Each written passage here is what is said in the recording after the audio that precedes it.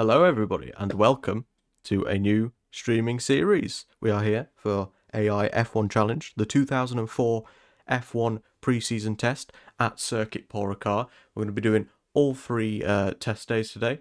So yeah, let's jump straight into it.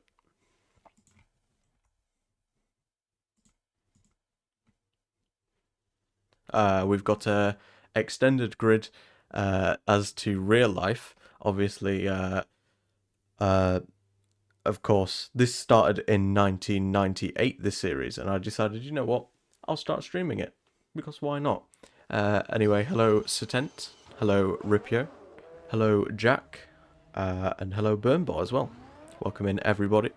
Hope that you've all had a good day. The first one out on track is the Red Bull of Christian Klein.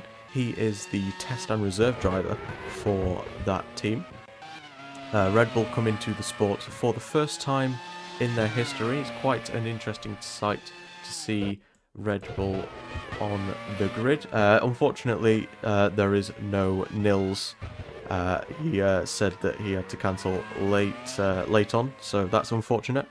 But it won't stop us enjoying this pre-season test. Yeah, so Christian Klein is the test and reserve driver. I believe if you do !Discord in the chat, there hopefully should be a link. I think I set it up properly. If I didn't, then I will get a link for that shortly. We've also got a few more cars going out on circuit. I'll continue to talk about the teams and drivers as they go out on circuit, as we see Riccardo Speraffico out on circuit. This circuit has been heavily modified compared to its previous iterations. Just releasing this year, actually. There's no track record of competitive session whatsoever. It doesn't seem that !Discord seemed to work, so I will get that sorted at some point. He's in the Toyota for this season. In 2003, he was at Prost for the first couple of rounds until the team went under. Prost Honda, the Honda Junior team, I guess it was, for a couple of races. Hello, Benny. Welcome in. We've got a few more drivers out there as well.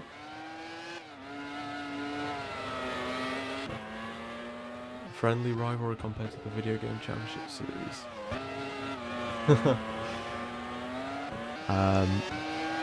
As we've got multiple other cars out on circuit. We've got Dan Weldon out on the track in the new BAR Audi team. Last season, Audi joined the grid as a works outfit to little success. No points for them in their first season in Formula 1.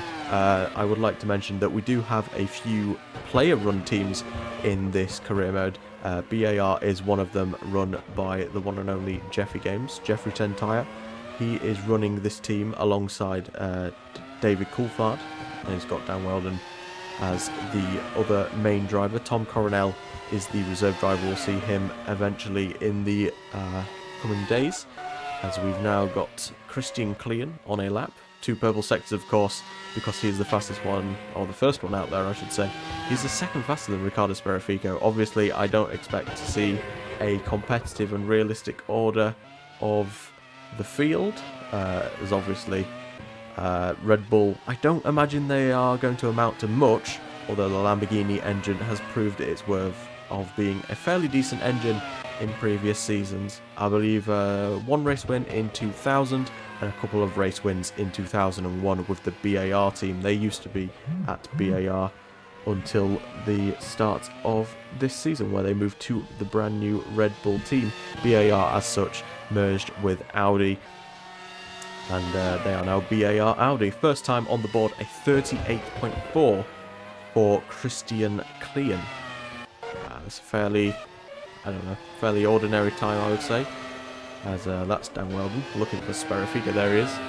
Hello Rose, welcome in.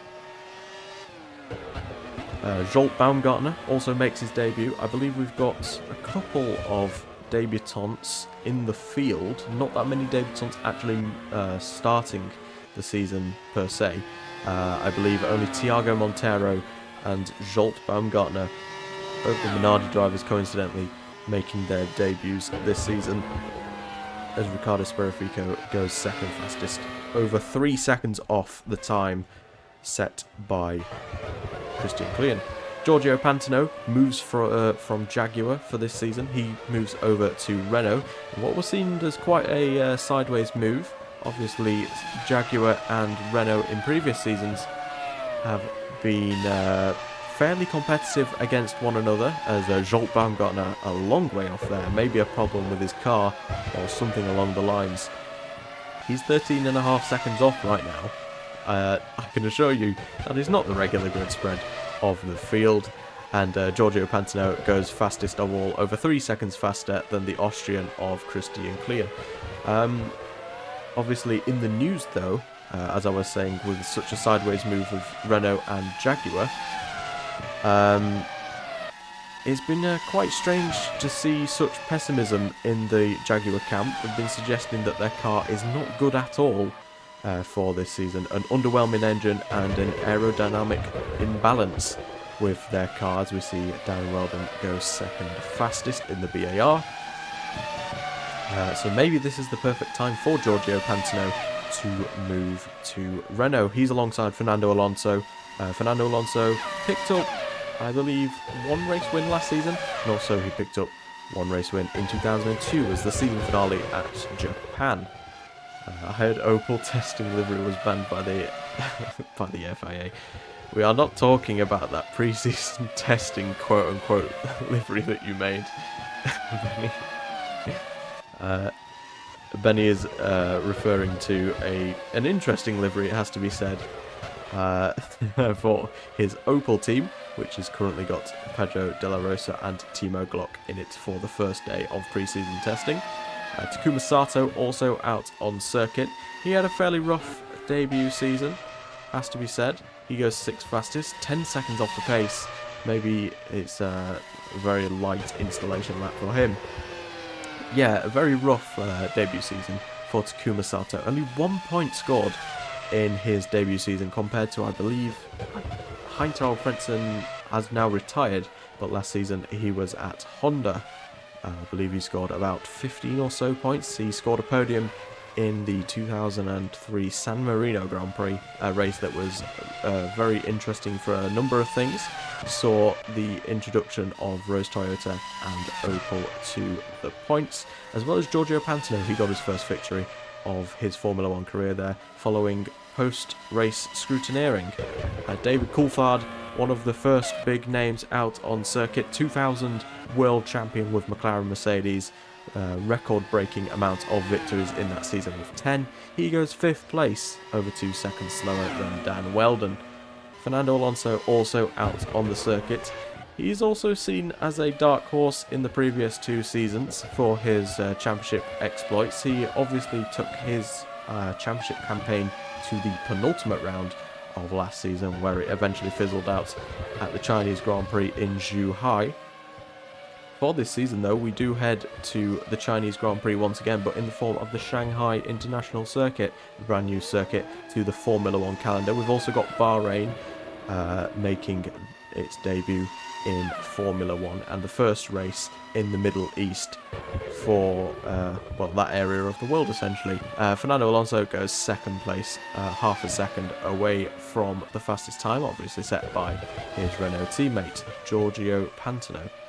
Takuma Sato, yeah, it's quite strange to see them that far off the pace, as Nico Rosberg actually was signed by Williams BMW. He's currently out on circuit doing some preparation laps, getting some good data in. He's alongside Marc Genet in the testing roles, with the main drivers being 2001 world champion Alexander Wurz and Juan Pablo Montoya. They've remained with the same driver lineup for the previous 4 years. We haven't really heard much, if anything, of the Williams team from their private testing, so maybe it could be a quiet year for those guys. Justin Wilson out on circuit as well. He moves from Williams from their testing role to the Rose Toyota team, not completed their livery, so they're running a base testing livery.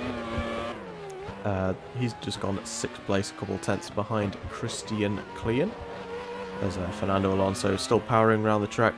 Riccardo Sperrifico, obviously he is supposed to be alongside Giancarlo Fisichella if you keep up with the Discord. I will get a link for that after this test day, I will get a link for the Discord server, and as such, Toyota have made the decision to sign Jacques Villeneuve as their test and reserve driver, and he will take part in the first couple of rounds. That was a bit of a mistake there from Riccardo Speraffico, all over the curbs and nearly losing the car through the start of the second sector. But fortunately, re-overtakes Thiago Montero without much of a fuss. Saying that, Thiago Montero going back at him through the chicane. The first bit of racing that we've seen so far this season, side by side through the chicane. The Toyota should have the grunt down the straight, but it doesn't really seem that Speraffico is... I don't exactly know what's happening here, but they're side by side absolutely everywhere, it would seem, as they go through the fast rights at the end of the Mistral straight. And there's Speraffico going wide, Montero going wide as well. This is a brilliant bit of racing between the Minardi and Toyota crew. Obviously, it's going to be a bit of heart and mouth stuff for those teams. I believe eventually Thiago Montero. Then again, Speraffico coming back at him once again. We'll cut away from that for a second as we see Nick Heidfeld. He remains at Brabham Mercedes. Actually, not Brabham Mercedes. He remains at Brabham, who moved from a Mugen power unit to a Mercedes one. They've obviously now signed Nick Heidfeld for the full season for 2004 as the McLaren test and reserve driver. They also get Mercedes engines alongside it. Jarno Trulli, he's another driver who we could possibly see as a threat for the championship. He's confident, in the news at least, that he could be this season's champion. Obviously, twice in a row he has finished second place in the Drivers' Championship. Second in 2002 to the McLaren of Michael Schumacher, and second to the Ferrari teammate of Ralf Schumacher. Ralf Schumacher, meanwhile, has moved to Honda over team favoritism issues at Ferrari, which is strange enough considering he won last year's championship. Either way, Jarno Trulli has gone to...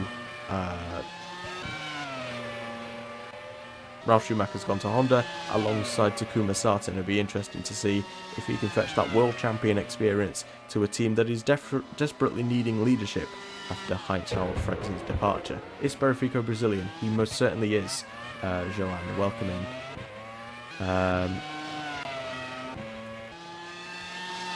Another driver that we could possibly be looking out for this season is the Damslo Lepanels driver of Nicolas Manassian, obviously 2001 Portuguese race winner in a crazy race which saw him in an Arrows Toyota take victory ahead of the Alonso of Prost. Yes, that makes sense. The Prost of Fernando Alonso. He's been quietly making a reputation for himself as a decent midfield contender, scoring all of Dams's points last season. I believe 8 in total, including a season's best 4th in San Marino. I think I am missing... Oh, there it is.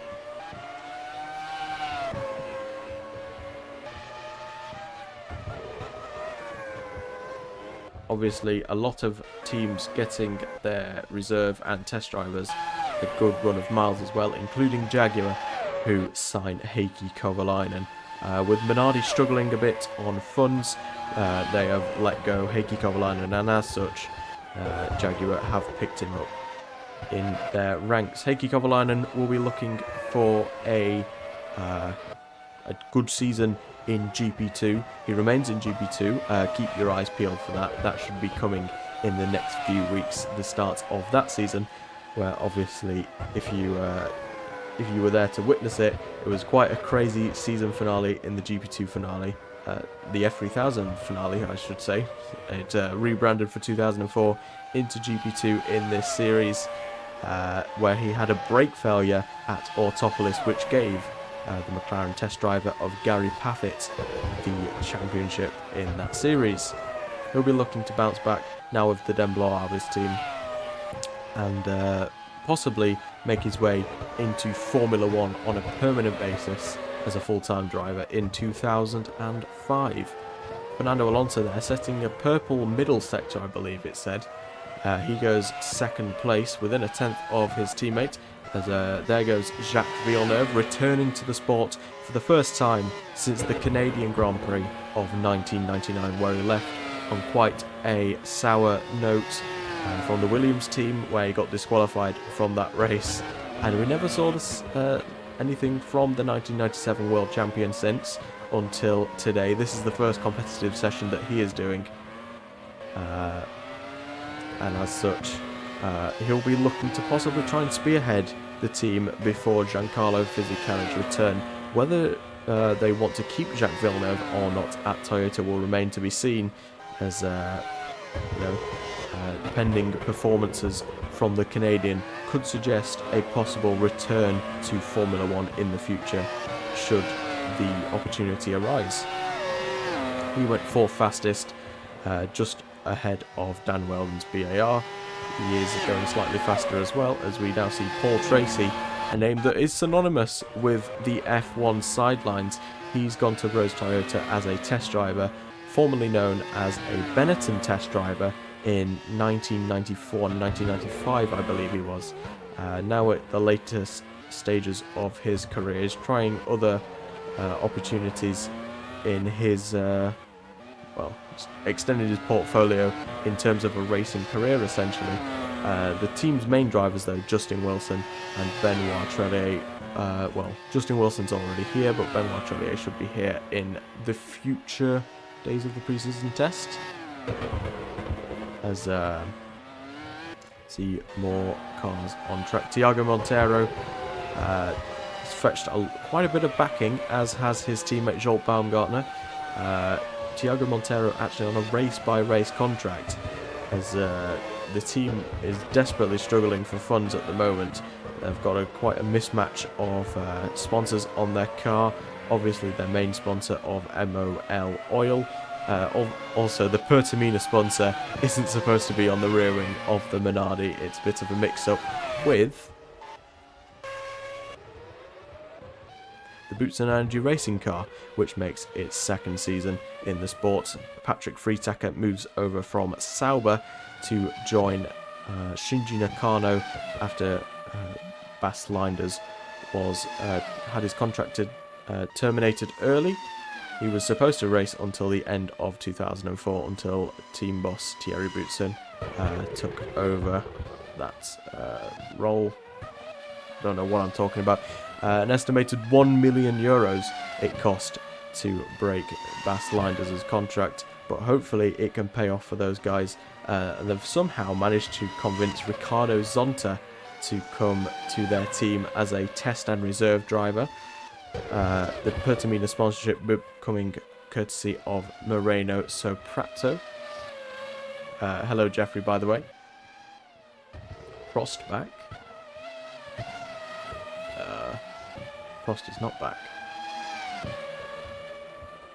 unfortunately, as Thiago Montero, 8 seconds off the pace, is a bit faster than his teammate.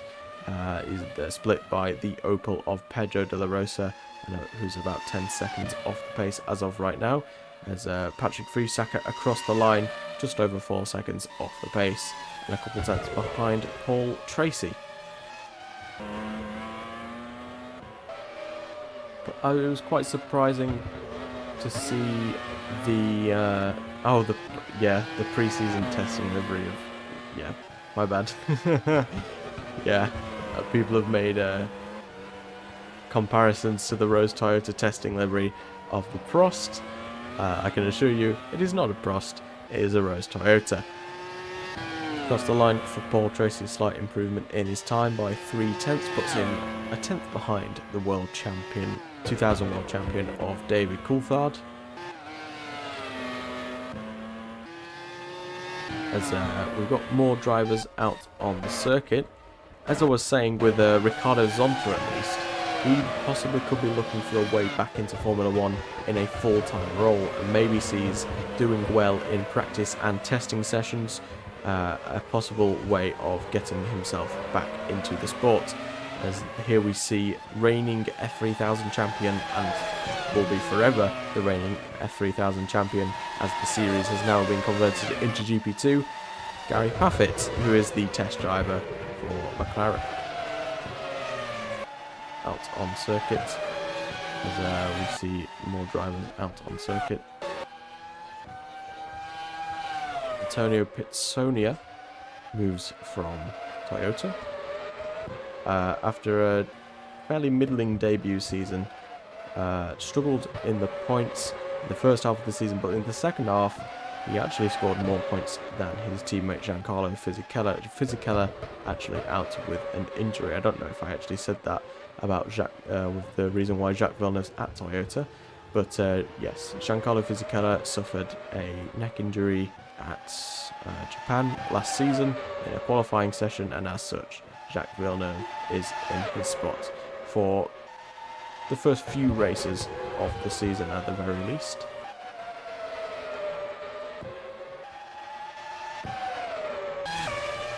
As here we've got the Opel of Pedro de la Rosa. He remains at the team alongside Timo Glock, who was last season's test and reserve driver and was promoted midway through the season to be one of their main drivers after the poor performances of Jörg Müller.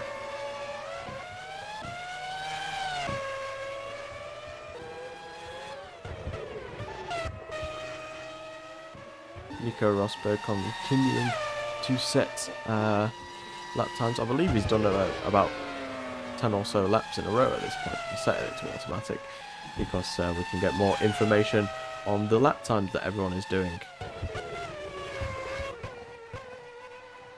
Jenson Button out on circuit. He is a driver who is looking for maybe a bit of consistency in his Formula 1 career. 2001 was his first season in Formula 1 for... Who did he drive for in 2001? Was it Benetton? I think it might have been Benetton, yeah. I think he replaced Alexander Wirtz, and he struggled a lot in that Benetton before moving to Honda for 2002. No podiums to his name in 2002, I believe, was the case. Did he score a podium in the last round? I think he might have done. And in 2003 he actually scored his first Formula 1 victory, and I believe it was at the British Grand Prix, no less. I don't actually have the results table in front of me right now, so you'll have to bear with me if I get some of these stats wrong, rattling these off the top of my head. But despite the accolades that Jenson Button has achieved in his Formula 1 career so far, he's really struggled for consistency, and if this Jaguar is anything to go by for this season, then he may have to struggle with a difficult car once again this season.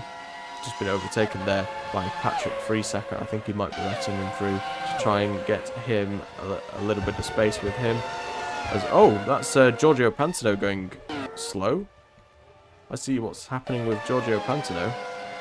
He's got a gearbox failure. He has got a gearbox failure. He's stuck in first gear. Is the Renault driver, and that's going to be the first mechanical fault of the season. Not good for the Renault team. Obviously now moving to a new regulation of engines. No change in the gearbox, however, so it wouldn't entirely make sense of why he was struggling with his gearbox. So we've moved from a 3-litre engine to a 3.2-litre V10 engine. So slightly more output, hopefully, to come from these engines, but I think a lot of the teams are trying to go for reliability, but have seemed to struggle with that in their own private testing. It seems that that is the case, obviously, with Giorgio Pantano having that gearbox problem. As we see, who is that? Antonio Pizzonia going into 18th, looking at 17th place. Jenson Button. It was a 2003 British Grand Prix. I did think it was.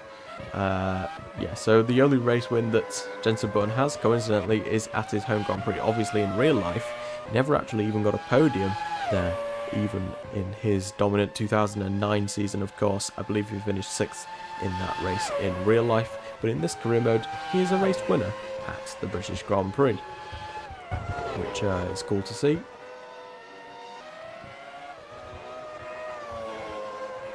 25 minutes in now, and we've seen a majority of the cars out on circuit by this point.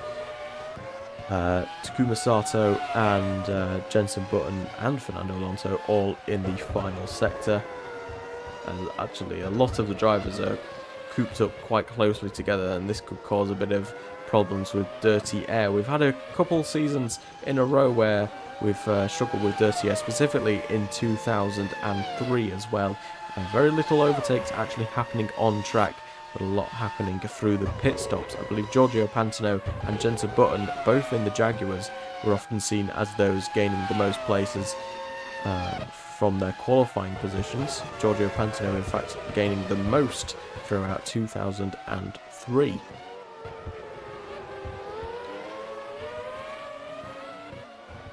So Jenson Button, even not being held up by that Boutsen of Patrick Friesacker, not looking great in terms of times. Obviously, pre-season testing. Who knows what the actual pecking order is going to be as he lets through Fernando Alonso. We can see top speed comparisons at the moment, and as of the drivers that are out on circuit, it's Pedro de la Rosa that is the fastest in a straight line in the Opel, quickly followed by the Toyota of Jacques Villeneuve. It's quite surprising to see Opel that fast in a straight line. Kilometre an hour, there we go, top speed once again, 301.7. Oh, I completely missed Christian Klein. 312.8, which is over 10 kilometers an hour faster than anyone else. That's very surprising indeed. Obviously, Lamborghini with a decent engine package in the past few years, despite little success in 2002 and 2003, just a handful of podiums in each of those seasons. Actually, a single podium in 2003 as David Coulthard got second at the Italian Grand Prix of last season. With Opel though, it's a brand new engine, as they used Ford Cosworth engines for 2003, so they could build a great engine for 2004, and it seems to have worked for them so far. Second fastest in the speed traps as Timo Glock out on circuit. We'll also see what he can do in his Opel. Hello Vane, welcome in. Some cool liveries. Yeah, we have got some cool liveries. We'll go through them all once again. So obviously we've got the Renault, which is the regular Renault, minus a few sponsor changes that Jeffrey did. We've got the Ferrari, which was done by me. Very little change on that one. Same with the Toyota, very little change. The BAR Audi is not out on track. Yeah, it is out on track. For David Coulthard at least. That was made by, once again, Jeffrey. We got Nicholas Manassian. Is his teammate out on circuit? No, neither Dams is out. Saying that, directly right on time, we've got Nicholas Manassian going out on circuit. There is the Dams Lola panels. Obviously, panels last season were introduced to the Formula 1 grid, but have now merged with Dams Lola to create quite a merge of car manufacturers into one Formula 1 team. This was made by Satent and is also run by Satent. We've got the Red Bull livery, which, if you can tell, is the 2005 Red Bull with very little changes, obviously different sponsorship obligations and so on and so forth. We got a very basic Rose Toyota livery for their testing sessions. At least they should have one for the Australian Grand Prix, which is the first round of the 2004 season. Then we've got the Brabham Mercedes, which was made by Nils, Pineapple Boy, who's supposed to be here commentating, but unfortunately had to pull out at the last minute. A nice livery again. Then we've got the Jaguar, which should be out on circuit. Yep. Once again, very little sponsor changes in terms of their car. Same with the Williams, the McLaren, once again the same thing. Any other cars out on circuit? The Opel, designed by Benny, is also run by Benny. And then we've got... I don't think we've got any other cars on circuit right now. But the Boutsen was made by Jake Wilson. also known as Racing at Home. And we've also got the Minardi, which I edited, and the Honda, which I also made. I don't believe the Honda is out on circuit though, which is not, unfortunately. Fernando Alonso goes fastest of all with a 1:35.0. I don't think he's just done that, but he did it a couple laps ago, and as such improves to half a tenth ahead of his Italian teammate. It'd be interesting to see the teammate dynamic at Renault. Obviously, Alonso had the beating on his teammate Rubens Barrichello in 2003. 2002, they were also teammates, and well, Alonso also had the upper hand there. 2001 had his teammate as Jean-Christophe Bouillon, where actually they were pretty evenly matched at Prost Peugeot, where they both scored 2 podiums each and finished 1 point apart in the Drivers' Championship. A very good season for Prost, and that would be their best season to date. Despite scoring a race win in 1998, 2001 would be Prost's best season in terms of points. We've got the Boutsen now going out on track. Oh, there's the Honda as well. 2004 Honda, obviously with the number 1 and number 2 on the car, courtesy of Ralf Schumacher, moving from Ferrari as the reigning world champion. The Boutsen, there it is, driven by Riccardo Zonta. If a couple of helmets are wrong, it's because the reserve. I haven't made any helmets for the reserve drivers, but if they do need ones for races, for example, then I will quickly add them in for whatever race they need to be added in. Right, I will be right back, as I need to go get a drink.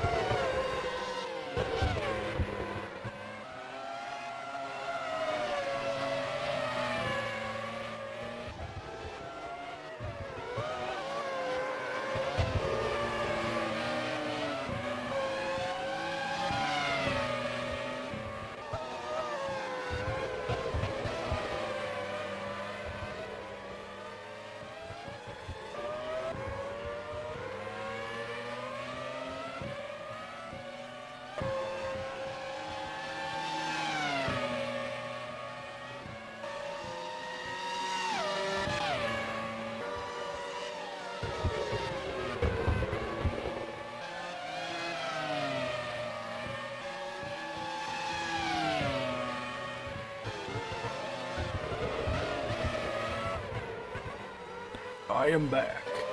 Welcome in Sampas. Welcome in Nils as well. Sitting in a train as we speak. Shout out to the trains of the world. Big up Thomas the Tank Engine. I don't know why I said that. But either way, we're seeing a Boutsen and a Ferrari battle. That's Zonta and Trulli. Oh, there's contact there between the two of them. And Trulli barging his way through on the Brazilian. And seemingly letting him back through. We'll leave them to their devices as we cut back to Christian Klein, the first driver who set a lap in this session. If anyone wants to let me know if the audio is okay and everything, I believe it should be. Hello Fennec, welcome in.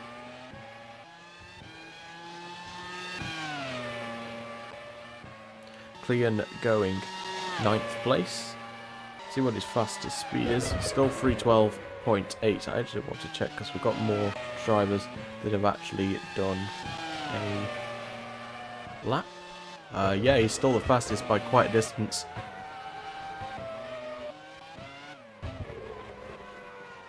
The audio is good, that's fine. So yeah, you can clearly see Christian Klein in that Red Bull, miles faster than anyone else. His teammate Felipe Massa not out on circuit yet, but the second fastest is the Brabham of Heidfeld. Yeah, it looks about right. 3:02.5 for Nick Heidfeld. Then comes Timo Glock and De La Rosa, pretty much the exact same speed in a straight line. So it seems that the two German teams, well, Brabham's based in Germany in this career mode.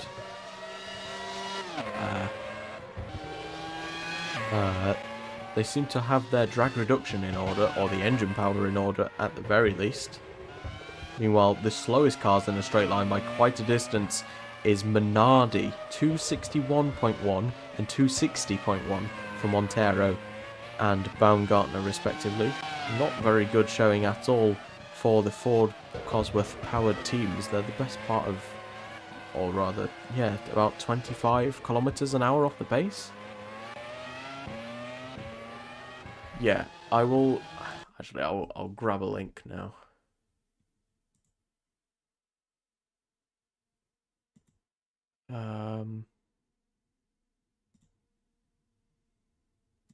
Invite to server. No, that's not the correct button. No, that's the exact same button that I've just pressed. Let me go find it real quick.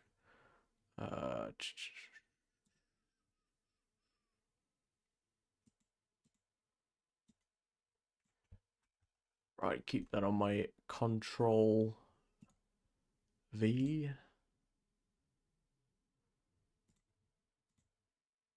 There we go. And I don't know why it doesn't work, because I've definitely put in a command for it. I'll definitely need to check that out. Shout out Jaden65. There is the Discord link. It should work now.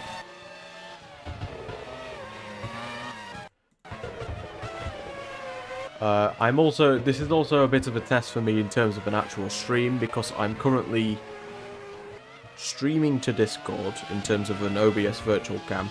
I'm streaming to YouTube, and I'm also recording at the same time. And at the moment, it seems all perfectly fine. So, you know, it's all good. Kimi Räikkönen out on circuit. He is a driver who scored his first win in 2003 for McLaren. At the Chinese Grand Prix in Zhuhai. He'll be looking to possibly put in a championship contending season. Saying that, he's got his teammate Michael Schumacher alongside him, a 5-time Drivers' World Champion, 2 times for Benetton in 1994 and 1995, 2 times for Ferrari in 1998 and 1999, and once for McLaren in 2002. We'll be looking to hopefully try and grab that record-breaking 6th world title in 2004. Giorgio Pantano currently out on circuit, purple in the first sector. He is marginally down on himself though in the middle sector. We'll see how he fares as he crosses the line, round in the final corner now. There we go. Now it's up to date. Giorgio Pantano up towards the line, and he goes fastest by 1/2 tenth of a second ahead of the Spaniard of Fernando Alonso. So at the minute, whether it's sandbagging or not, Renault seem to have the ascendancy in 2004, at least in this first testing day.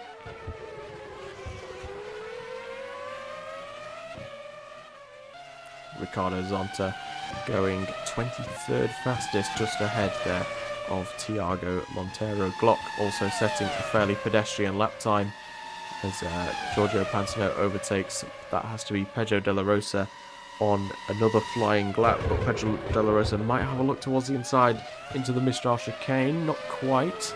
I don't exactly know why they're all fighting each other, but alas.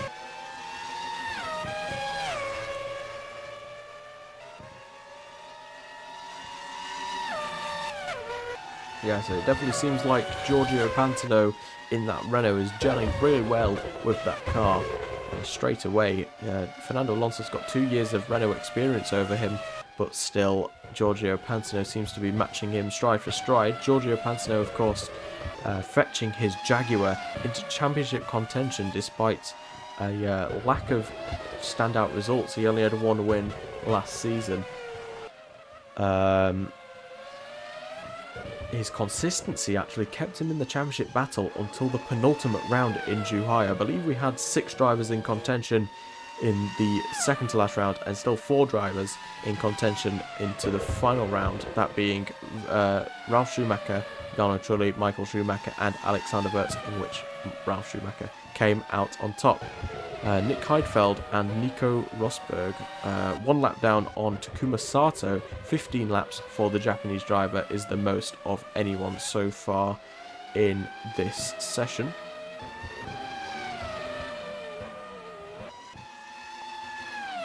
As we'll now see the reigning world champion out on circuit in the middle sector. He'll be looking to possibly, I'm not sure if he'll be able to fight for a championship, but he'll be hoping for at least a couple race wins this season.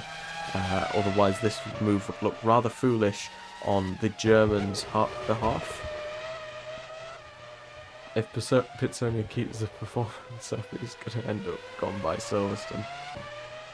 Well, you know, it's pre-season testing, so I wouldn't look too much into it.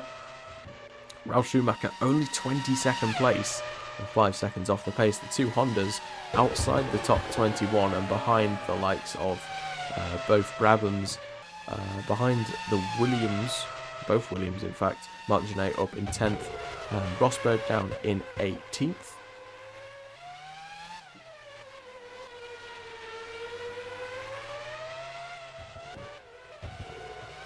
I imagine that the pace as we get through further and further into pre-season testing, it'll start to become a bit more representative and a bit more close in terms of the actual pecking order of the field.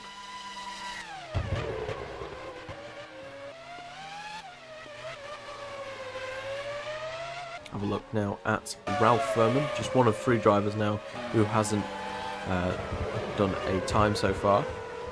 Trying to overtake Timo Glock around the outside there in the final sector, and does so with not much fuss about the move up towards the line for Ralf Furman. It is a bit of a deciding season now for Ralf Furman. No points scored in 2003 was a massive shame for the Irishman, and he'll be hoping to score at least his first points of his Formula 1 career this season. I imagine that will be his aim. But if the higher-ups at Dams have anything to say about it, they'll be hoping for consistent point-scoring finishes, with their upwards momentum signifying that they could possibly be beating their works team rivals Jaguar. Obviously, in the news, the new Ford Cosworth engine not seeming to be that much of an improvement over the old one. Only a couple of horsepower. It's being guided as better than the 2003 spec one.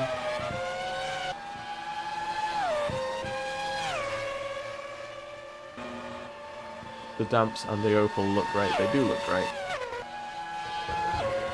I think everyone's that I've seen so far has done a great job with their liveries.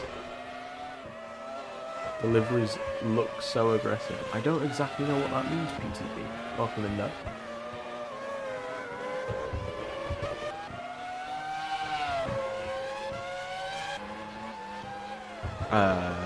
Ralf Furman's first lap put him 14th, which is behind his teammate Nicholas Manassin, who's up in 6th place right now, ahead of Gary Paffett's McLaren, David Coulthard's BAR as well.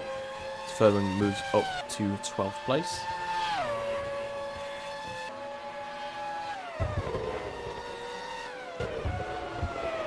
He's now on an in-lap as Ralf Furman, so maybe a bit of an installation lap there, or a couple in a row for Ralf Furman before coming into the pits. Justin Wilson out on circuit. He'll be very excited to get his first full-time gig in a race seat, of course, in 2001, made his debut at Donington Park in the 2001 European Grand Prix following injury for Heinz-Harald Frentzen in Portugal. He ended up taking his seat at Honda despite being a Jordan reserve driver alongside John Lacey.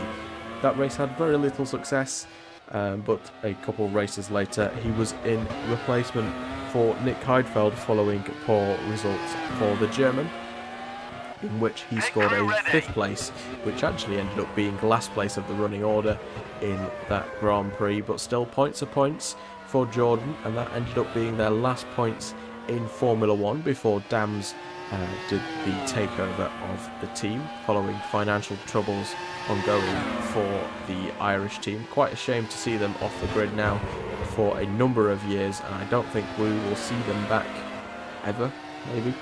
Another team that is in financial trouble though is Minardi. That has got to be a certainty. Obviously a massive mismatch of sponsors, not a great driver lineup, it has to be said.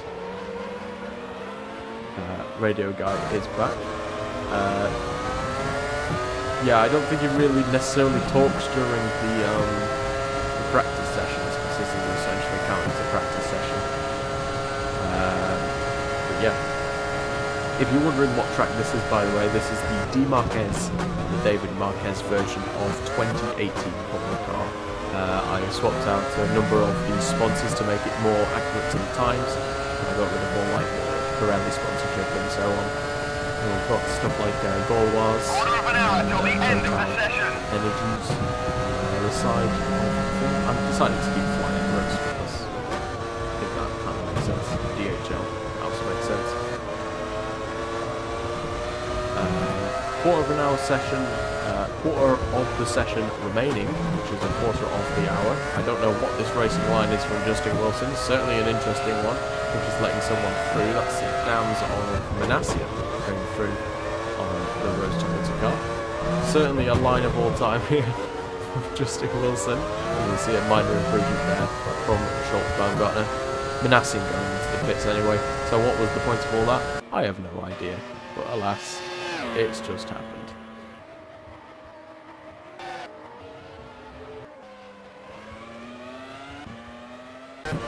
Dan Weldon heading into the pits.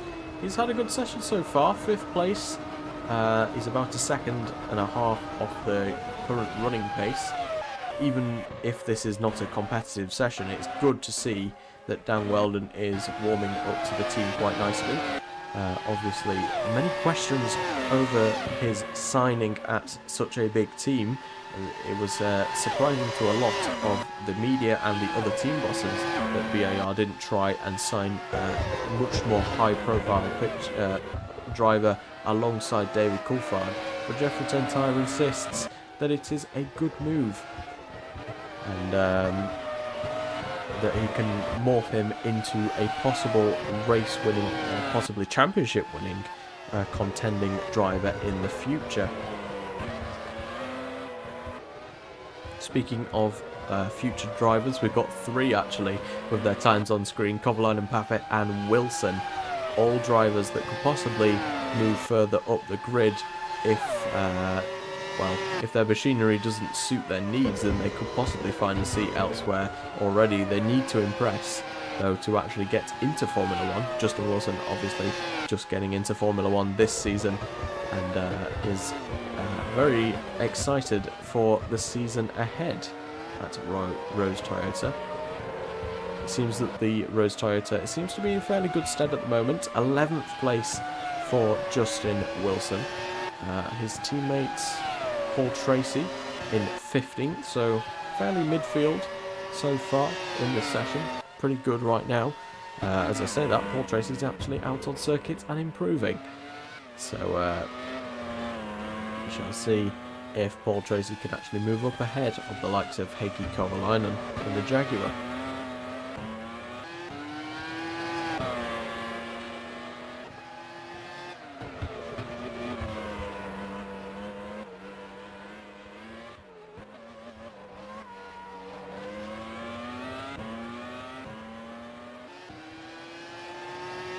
Across the line for Paul Tracy, he had failure to improve sees him remain in 15th place for now.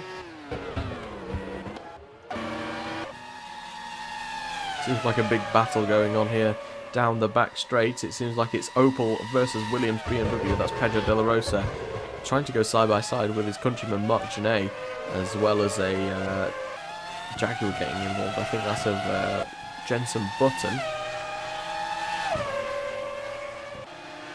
David Coulthard in a battle of his own, as Valentino Rossi is out on circuit. He has been signed as, you know, a bit of a less of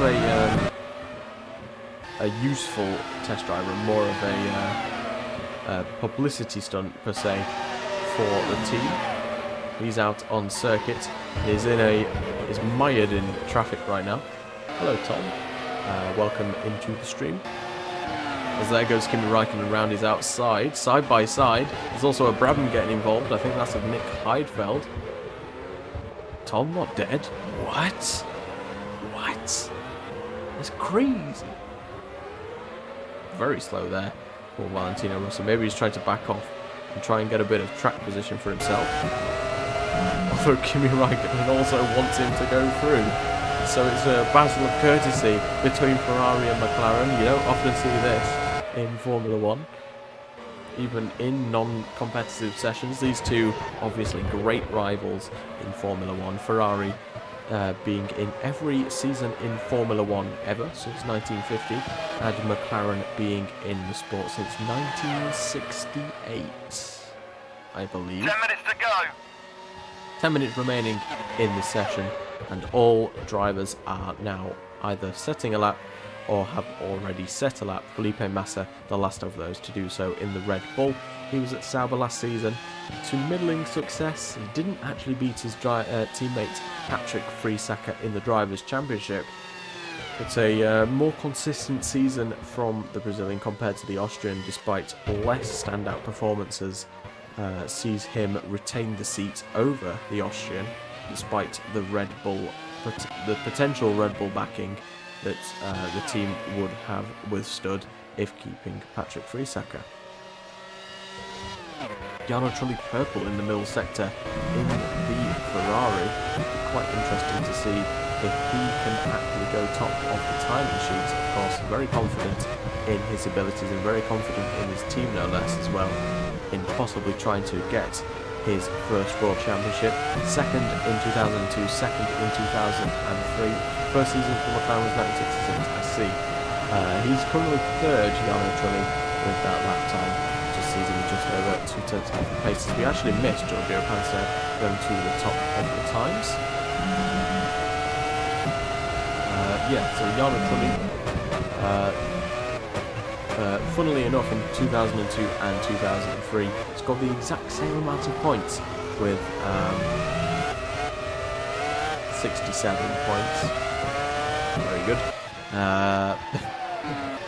As we see Dan Weldon on another set of laps. He's a standout driver for me in this session. 5th place is very decent for the young Brit. I doubt many drivers are going to beat him in this session at least.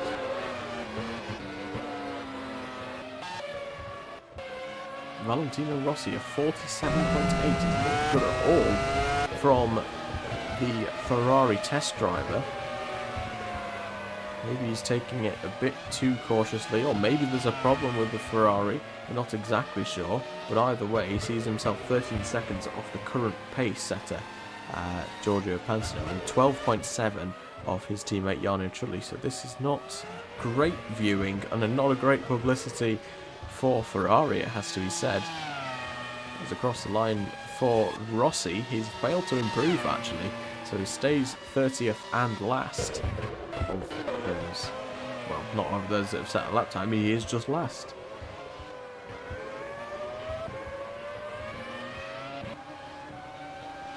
Me and James have decided to stream at the same time. Oh, Ricardo Zonta in trouble. What has happened to Ricardo Zonta? It seems like a problem with his car. It's stuck in neutral. And I think that's going to put an end to Ricardo Zonta's session.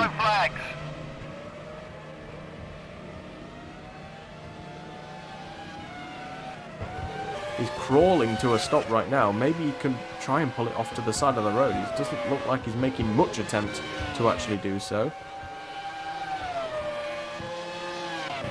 Let's get a replay of what actually just happened there. His car's already gone by this point.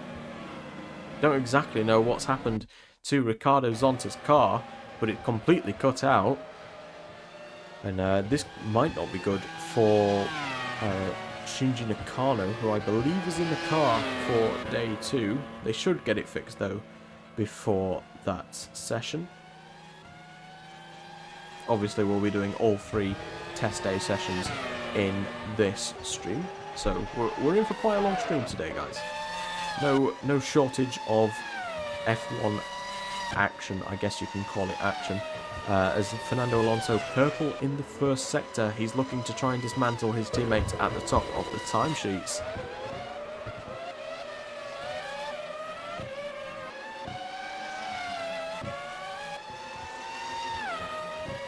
What about the middle sector? He's slightly down in the second sector. He's a 10th down on Pantano and 400th down on his personal best. Hello, Yago. Welcome in.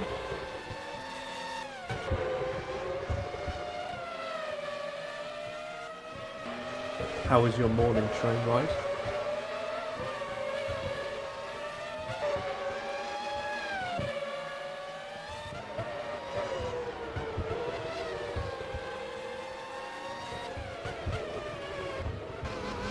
Fernando Alonso now round the final corner.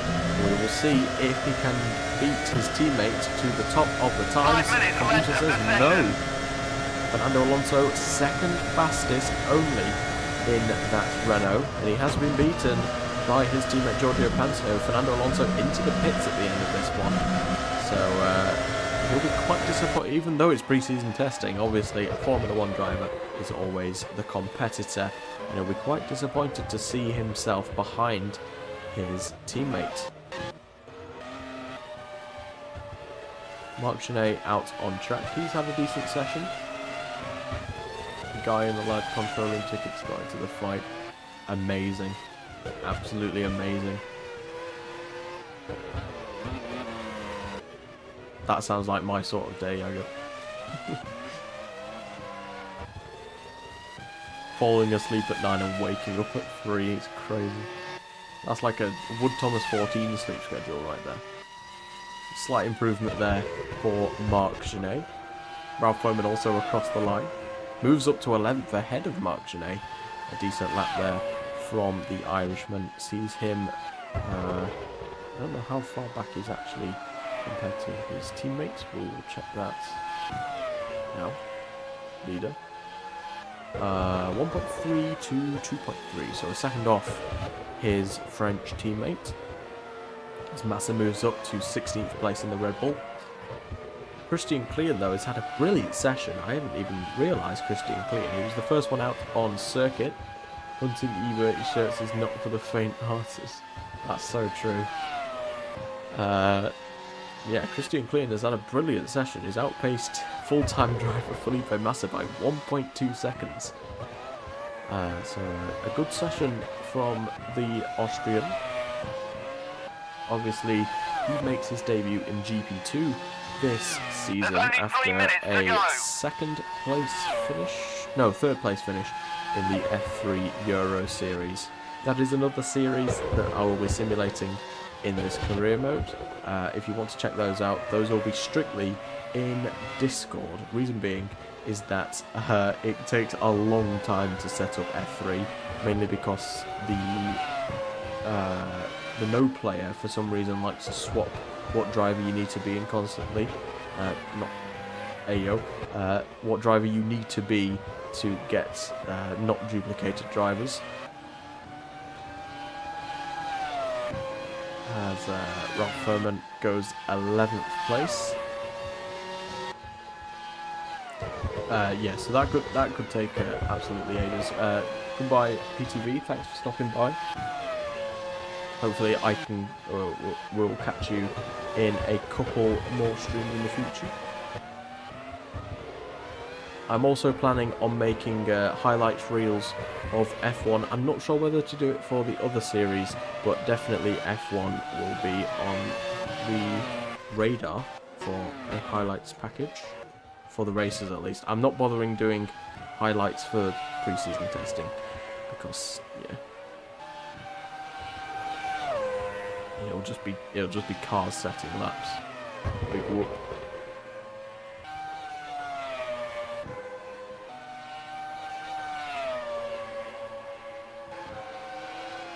Pit crew ready.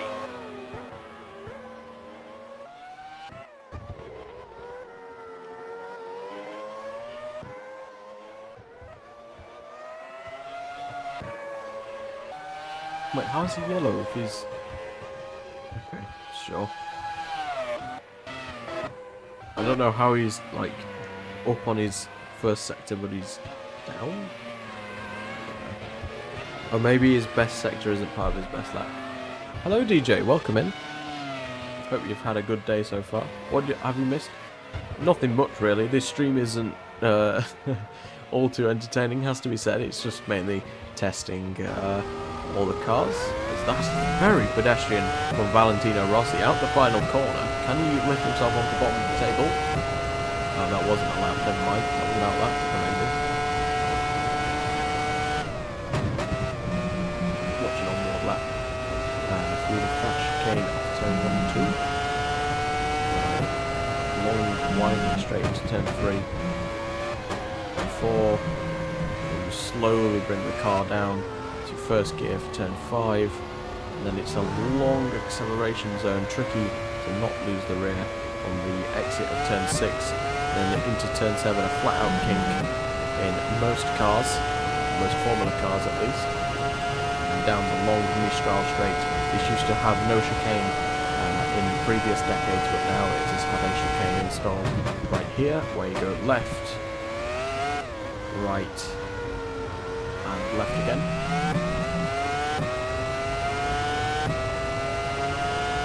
Alexander Rossi trying to drive an F1 car. Yes, this is unfortunately not Alexander Rossi, as the flag has now fallen in the session.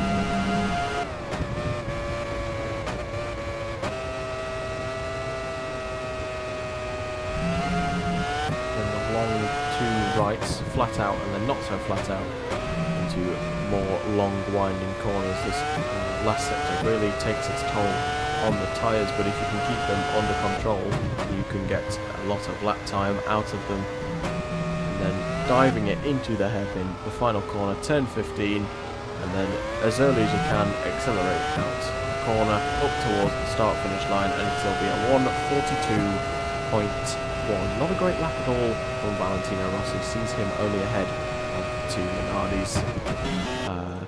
Not very good at all from the Ferrari test driver, but you know, that's his first ever running in a Formula 1 car, so maybe with experience he can get a lot better.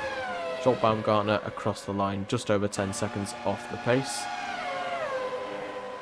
It seems that Minardi, even in pre-season testing, are locking themselves in for a tough season. Bottom 2 in the timesheets is not a good way to start the season, as we've got an Opel and a Brabham just battling into the pits.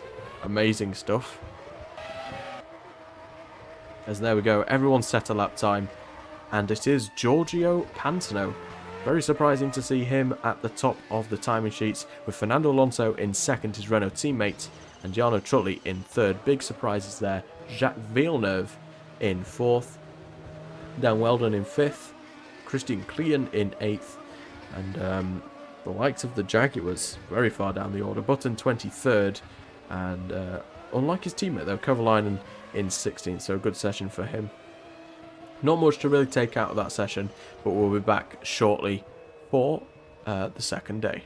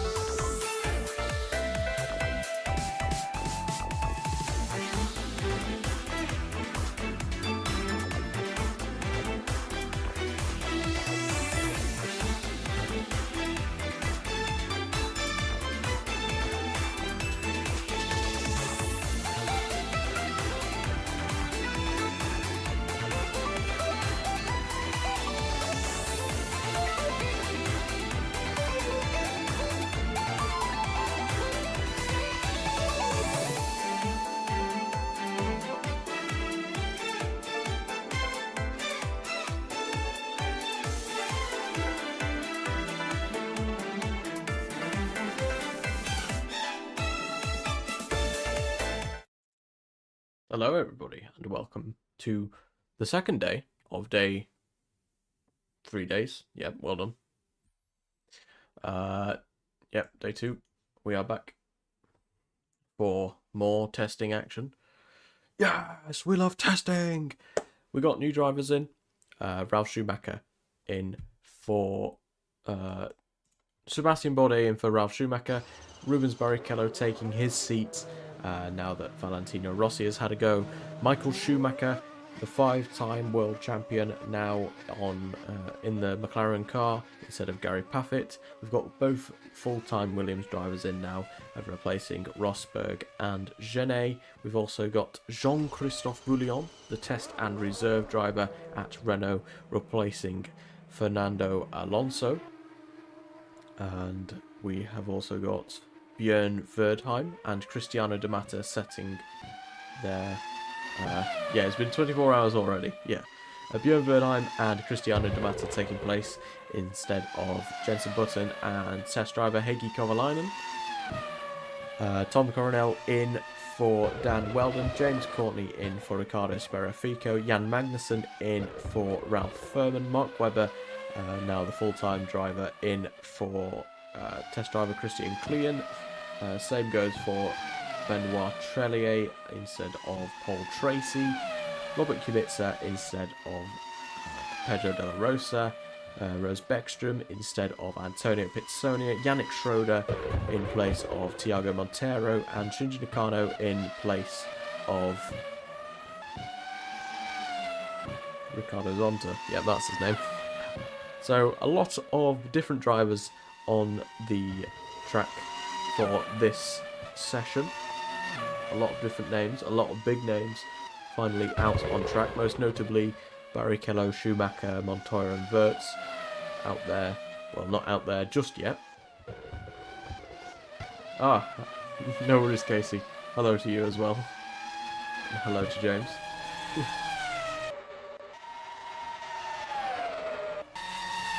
As Alexander Wirtz will be the first one to set a lap time in this session. See, if I knew earlier that Nils was going to cancel, I probably would have done this a bit later, so not to collide with James's stream too much. But, oh well, what are you going to do? This stream isn't going to be too interesting either way, so, yeah.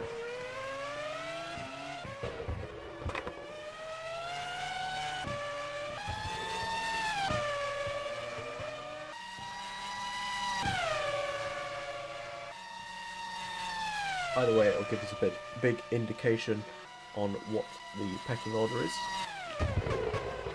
So, there we go. Wirtz already a second off Giorgio Pantano in the first sector on the opening laps. I imagine that this won't be a lap up to complete pace for Alexander Wirtz though.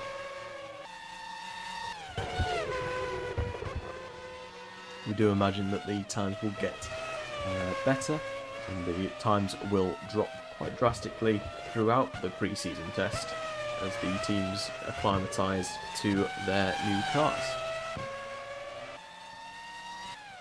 Yeah, the Super Truck stream will be the first interesting one. That is on Monday at 6 PM GMT. Mark that one in the calendars.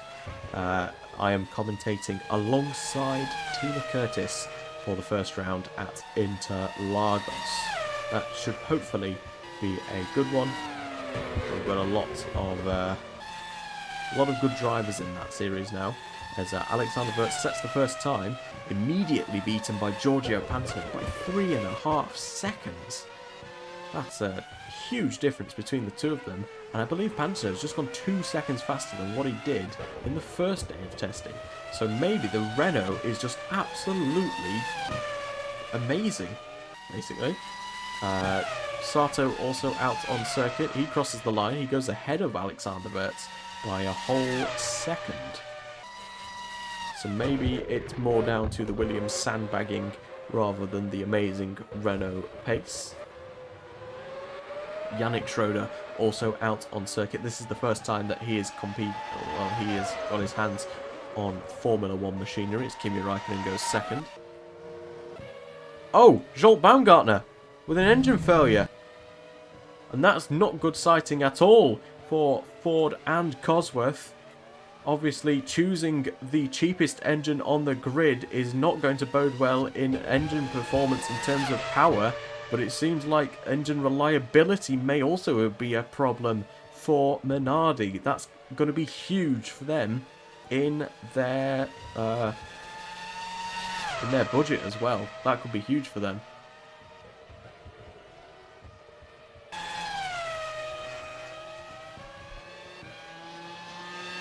We've obviously been talking about how much they've been struggling. That is certainly a Baumgartner alert. Baumgartner, engine failure. Crazy. First engine failure that we've seen. Yannick Schroeder is the test and reserve driver at Minardi. And their test driver is David Salins. So, very much a mismatch lineup there. Hello Chris, welcome in. Hope you're doing well, my friend.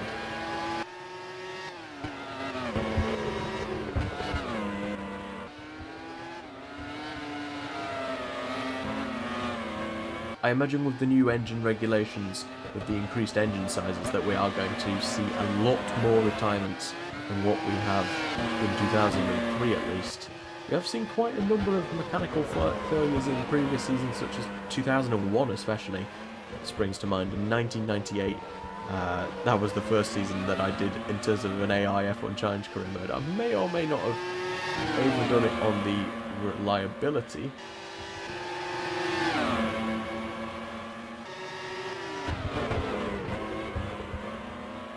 Yeah, we've got a lot more of the established order in this field compared to day one.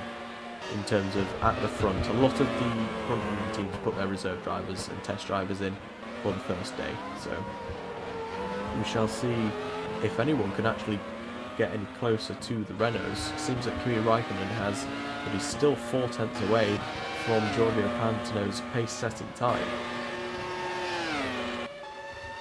Shinji Nakano, first session in the Boutsen Asia Tech. Obviously, the Minardi had the Pertamina sponsorship on the rear wing. Now, the Boutsen has the Minardi sponsorship of Toshiba on the rear wing this time. So, that's definitely not going to confuse people. It's basically because, for some reason, it's hard-coded that they overwrite if you copy over a type of car, because you have to copy cars to add in extra deliveries and so on. So, yeah, that's basically a visual glitch, essentially. And, yeah. So, Boutsen aren't actually sponsored by Toshiba. Shinji Nakano across the line to set a... not an improvement. I was about to say an improvement. It's not an improvement at all for the Japanese driver.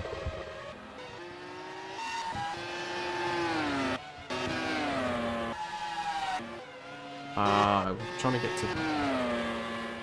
was trying to get to Mark Webber. There we go. Everyone moving about and then causing me to go straight back up to the table as they settle that time right as I was going past them. The Australians got a lot to prove in this season. A fairly middling debut season for Dams and Renault. He filled in for Rubens Barrichello in 2002 for a couple of races. Fairly middling in his season there. He scored no points in the Dams. Meanwhile, Mika Salo and Sebastian Bourdais, the Dams test and reserve driver, did exactly that. He scored points in the Renault though, although a handful compared to Fernando Alonso, who was his teammate at the time. Then he moved to Minardi Lamborghini. No points scored at all, and more non-qualifications than teammate Björn Verdheim. Qualification for this season is a lot more simple than 2003. With 30 cars on the grid, we can do one big 60-minute qualifying session, and the bottom 4 are knocked out after the hour. As Jean-Christophe Bouillon goes 3rd place in the Renault. He moves over from BAR, and from their test and reserve driver role to the Renault test and reserve driver role.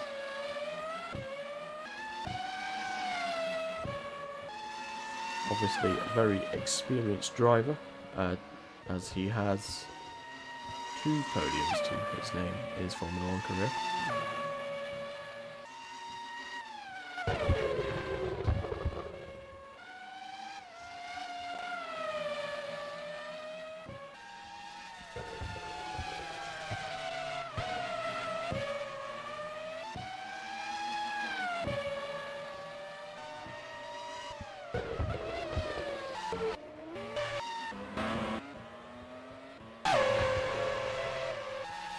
actually surprised to see Björn Verdheim not the seats as they're battling with. I think that's Takuma Sato.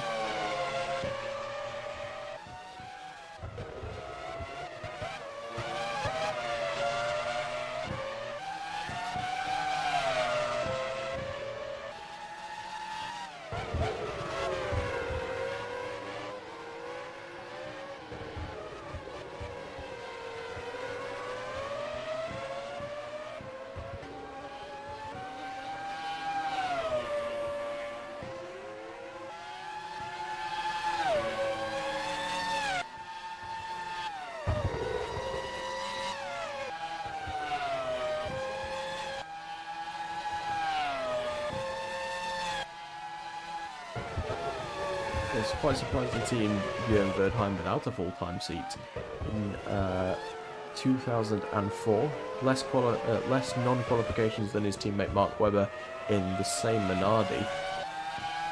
He had 3 DNQs compared to Webber's 4, despite the experience that Webber had in hand over his Swedish teammate. We'll be hoping though that good testing and practice sessions can possibly put him in contention for a 2005 Jaguar seat, or maybe somewhere else on the grid if someone else is interested. But as it currently stands, he's second slowest of those that have set a time right now, behind James Courtney in the Toyota, who is the test and reserve driver for Rose Toyota, but I believe Toyota also have can call him up if they want to, and if Rose Toyota aren't using him. Hello Alvin, welcome into the stream. Hope your day's going well.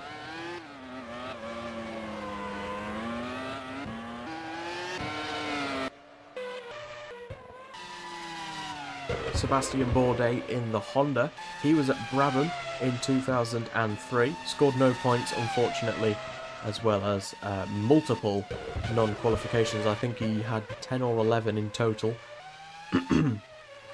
Had 2 teammates last season where he cataclysmically throttled his teammate Luca Badoa in the first couple of rounds, and then it was fairly even Stevens in the middle of the season with new teammate Nick Heidfeld, and then the German soon found his stride in the car, and by the end of the season Nick Heidfeld was clearly the faster driver out the two. Nick Heidfeld stayed at the team and Sebastian Bourdais was dropped. Heidfeld actually scored Brabham's first point of their team's sorry, I end up needing a drink. First point of their rebranding in Japan, and Bourdais unfortunately has found no seat for 2004. I need to get this out.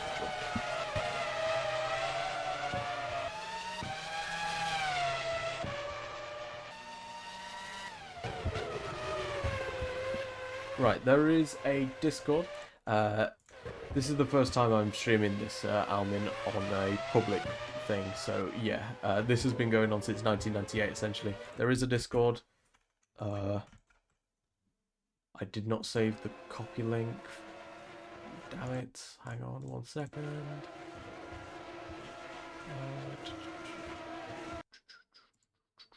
I hate the fact that it pauses the game when you tab out. I wish it was like a Assetto Corsa where it could just continue playing the game. For some reason my Discord command didn't work, so there is the link. Make sure to keep that tab open so I can copy that link next time, Jaden.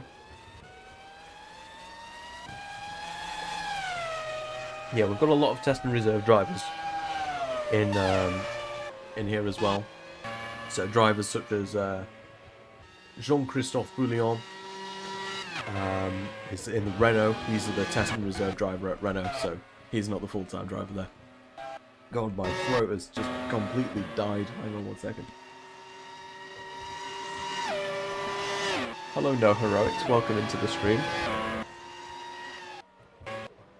I haven't done any commentary in ages, and if you don't do commentary consistently for a long period of time, then it kind of cuts out the throat a little bit. I haven't done any of the 94 videos in about a month, so extended amount of commentary is doing not too great on my throat.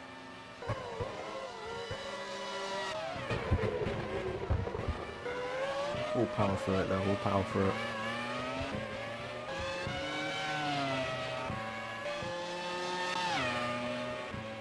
Jarno Trulli, third place in the first day of pre-season testing. He'll be looking to try and beat either one of the Renaults. Would be great for him. Obviously, Jean-Christophe Bouillon would be a much easier target than either one of Fernando Alonso or Giorgio Pantano.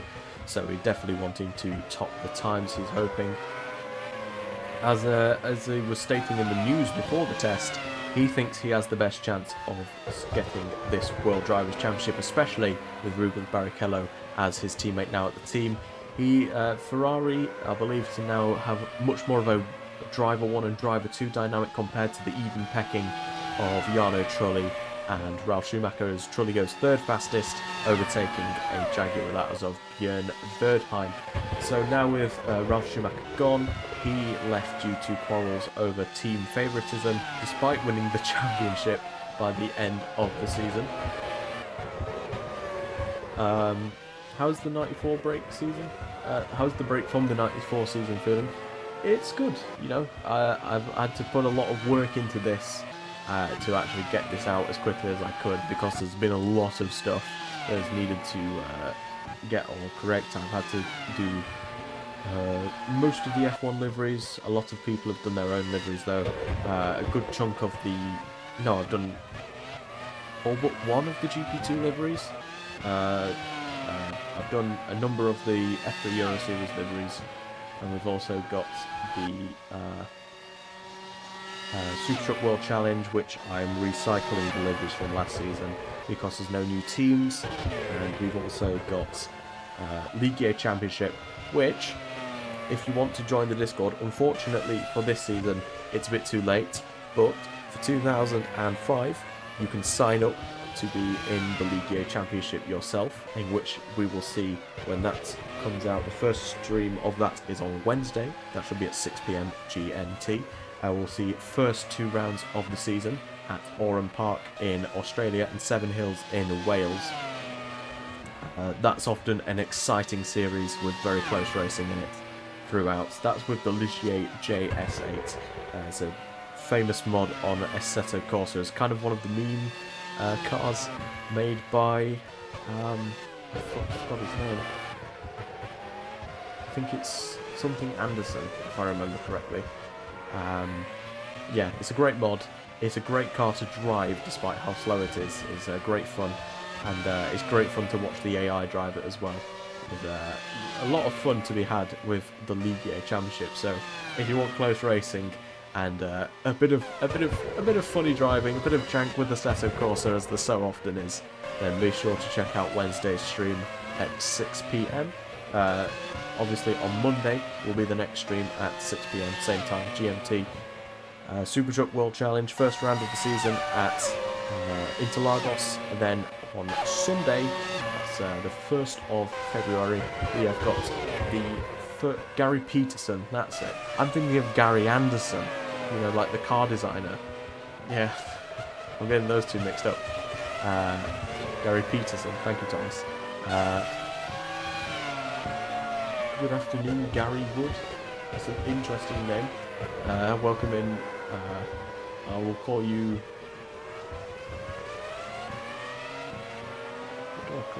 What would you like to be called? I feel like it'd be quite weird if I called you Remove, YouTube, or Handles. as a nickname, so. As Jarno Trulli improves to 2nd place there. Rubens Barrichello also out on track. He's up into 4th place for now. He's struggled in the past couple seasons. Oh, it's Dylan. Ah, okay. Welcome in, Dylan. Gary the Snail. Amazing. I don't think Gary Paffett was much of a snail. I believe he was 6th place in the first day of pre-season testing. Rubens Barrichello, tough season in 2000 for Jaguar and 01. Also at Jaguar, and then 2002 moved to Renault, and 2 tough seasons there, and surprisingly, many of... Whoa, that's a slow-moving Ferrari. Oh, that's problems, big problems there for Jarno Trulli. Let's get a replay of what's happened.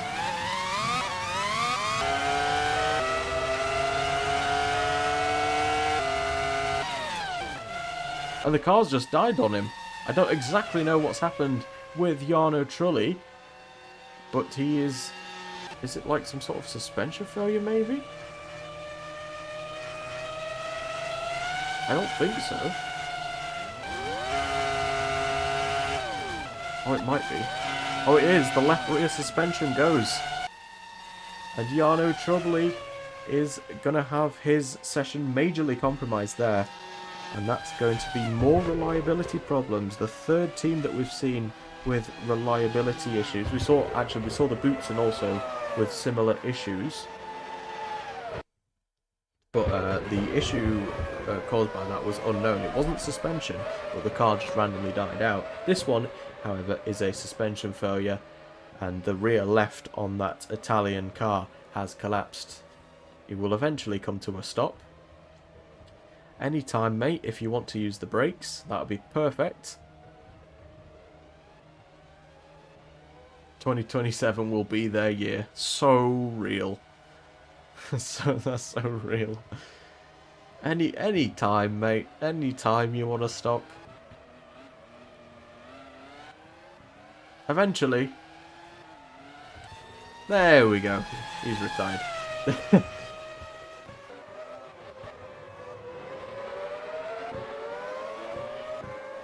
Not seen anything from Michael Schumacher yet, as we are 1/3 in to this session. 10 minutes to go, and we are officially halfway through this whole pre-season test.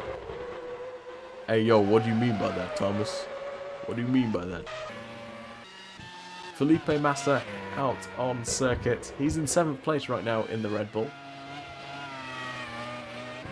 You're only here for Jolt Baumgartner. That's so fair. That's so fair. He's currently 19th right now. He is slowest of all, 1:43.1 and 1.6 seconds off his test and reserve driving teammate Yannick Schroeder. So, not a great session so far for Jolt Baumgartner. Slowest of all in the first session as well. Not a great impact he's had in his first couple of sessions. Obviously not competitive, so who knows, maybe Minardi could be the world champions of 2004. Press X to doubt. But yeah, who knows, maybe Jolt Baumgartner can be the driver that could possibly push Minardi towards good results. He fetches a lot of backing, of course, being their title sponsor of MOL Oil, which is a Hungarian oil company. To Takuma Sato, though, he was 27th, I think, so 4th last in day 1. He's currently 6th in day 2, and just slightly off the pace of that of Jean-Christophe Bouillon in the second Renault.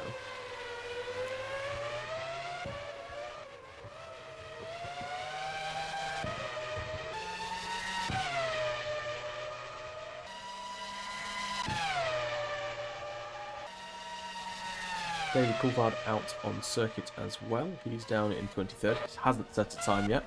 Is that... no, that's Kimi Räikkönen. There's David Coulthard. You're here for the Sauber downfall. Well, it is a controlling stake that Red Bull have. It's not completely Red Bull yet.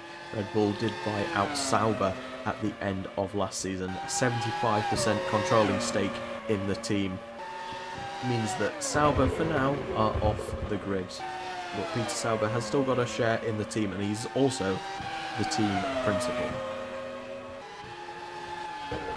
As David Coulthard, 6th fastest, slots in nicely between Bouillon and Sato. Nick Heidfeld also out on circuit right now, 11th place. He's been looking good so far, decently in the midfield in day 1.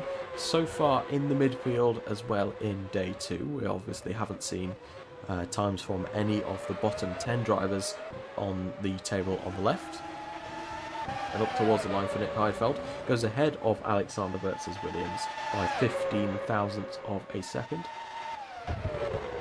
Yeah, so the Ligier sign-ups will be open for 2005, which unfortunately will be at least a number of months away at this point, because we have literally just started the season and the Ligier lineup has just filled up, unfortunately. There'll be a Google form that will go out for that one.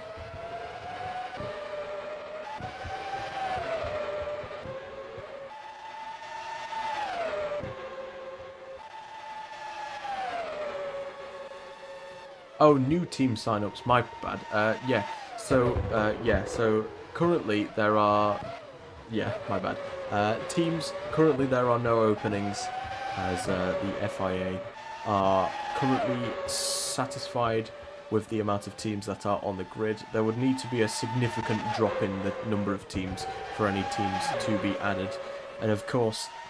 With F1 teams and GP2 teams as well, it's on a more basic scale of GP2, but with F1 it's a very detailed money system that I have, which involves signing sponsors for depending on what drivers you have is how much money you get and so on. You pay driver salaries, you get scouts and so on. You scout out drivers, find out their ratings, kind of like how FIFA does it. It's kind of where I got the inspiration from that. And you develop your car as well, and you pay damages on your car and stuff like that, so it's quite in depth basically.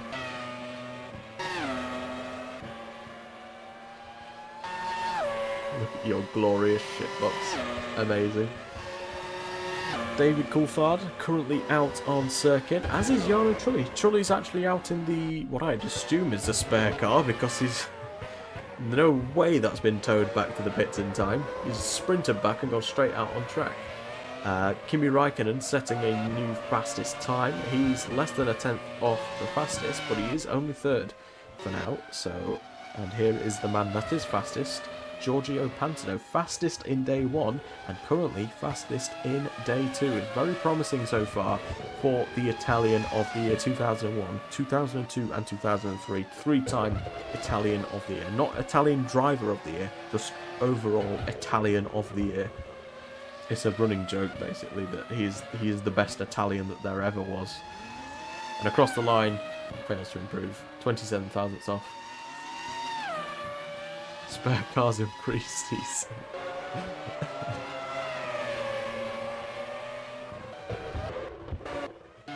I would like to say that I have got, you can't see it, but I'm holding my notebook right now, and it's got each team written down, and their parts that have failed. So far we've got a Renault gearbox failure in day 1 by Giorgio Pantano, a Minardi engine failure in day 2, and a Ferrari suspension failure in day 2 as well. So 3 mechanical faults already. I'm surprised we haven't seen more as the teams try and stretch their cars to the limit. Raikkonen with a new personal best, 7 thousandths off the best time right now. He'll be looking to possibly try and get to the top of the timing sheet, although that means little. Maybe for the sponsors at McLaren it would be good for them, as Jan Magnussen and David Coulthard battling there in the final sector. Jan Magnussen, the test and reserve driver, down at Dam's Lola Panos. Yeah, they do look quite similar. The Opel F1 car and the Astra Mega F3 car, they do look very similar. Main colours are blue and yellow for both of those teams.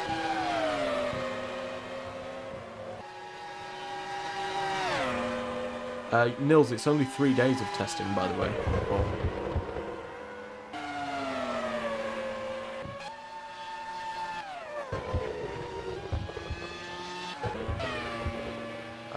Where is Justin Wilson on that list? 21st. There he is. Going across the line, 19th place currently. Cristiano De Matta as well, moving over from BAR Lamborghini to join the Jaguar team, possibly at the worst moment he could possibly do, as Jaguar are quite pessimistic on what their car is capable of doing. Obviously, engine numbers would suggest that it's not even an improvement on last season's Ford Cosworth engine, but still, Jaguar will try and score a good amount of points this season. Jenson Button and Cristiano De Matta, both very decent drivers. De Matta not yet with a podium to his name, although he has been close on numerous occasions. Maybe this season can be the season that he breaks his duck. The 2026 Ferrari looks like the 2007 Toyota. I don't exactly see that one, but welcome in Dashi.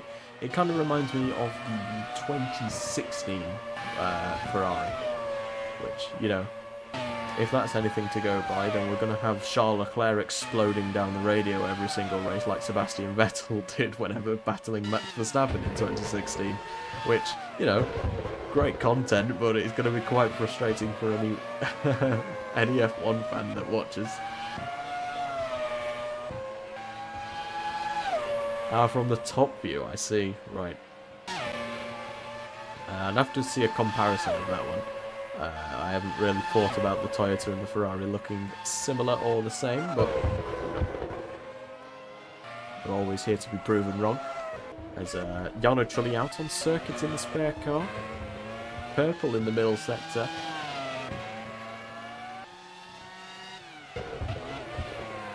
We'll see if he can possibly...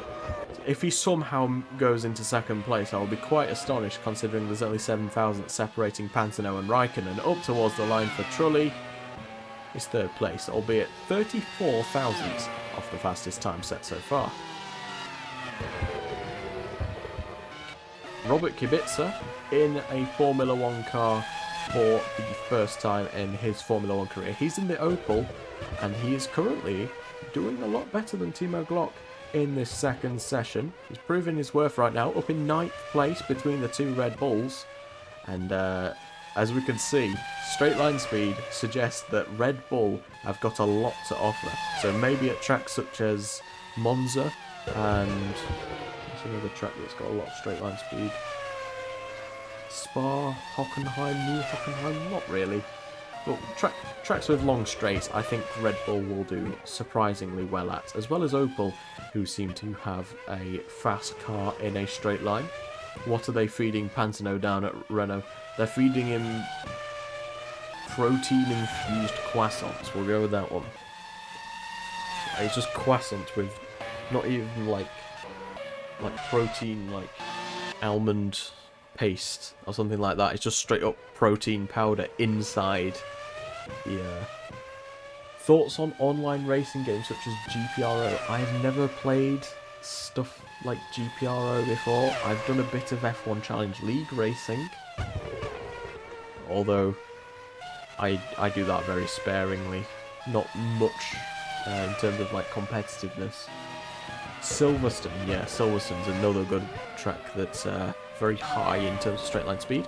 Cristiano D'Amata moves up to 16th place ahead of James Corney. Villeneuve down in 15th. Surprising to see considering he was very competitive in the first session. 4th place he was in day one in that Toyota. But 15th place, not so good. He is just ahead of his teammate James Courtney. Or, yeah, call him a teammate, I guess. You need to do Row Racer. I have not got a clue what that is yet. You'll have to let me know what that is. I am, however, very excited for Grand Pro Circuit. That is a game that I am very much looking forward to, if it releases, of course. That is a game that I am very much interested in playing, and possibly, who knows, if it's good enough, maybe making videos on it. Who knows? Who knows?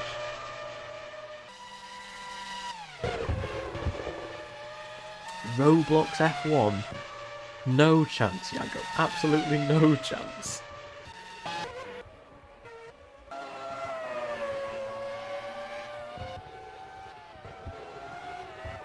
Been reminded by nothing I need to get Championship Manager DB. Is that like a database editor for the Championship Manager games, I'm assuming? Track conditions currently quite cold actually. 13 degrees we started off with. We're up to 15 now, but yeah, not great temperatures at all. Although the times have improved compared to the first day. Track rubbering in, of course, it's helping a lot with that.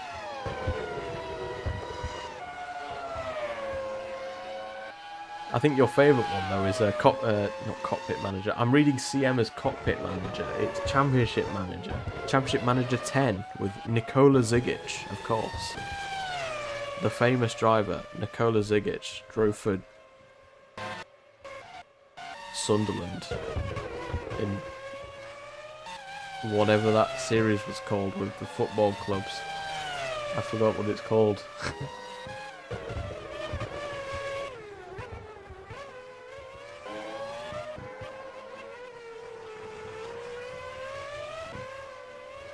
Robert Kubica up in 8th place right now. Very promising session so far from the young Pole. Ahead of both Red Bulls. And Jean-Christophe Bouillon currently out on circuit in the Renault in 5th place. Here I am with FM26. I have played a bit of Football Manager in the past.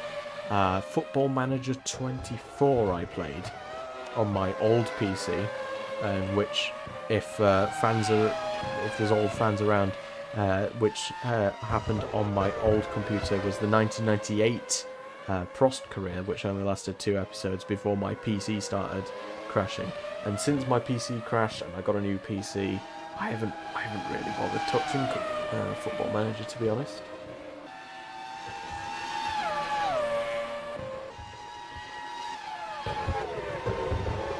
Has anyone woken up Beckstrom? No, not so far.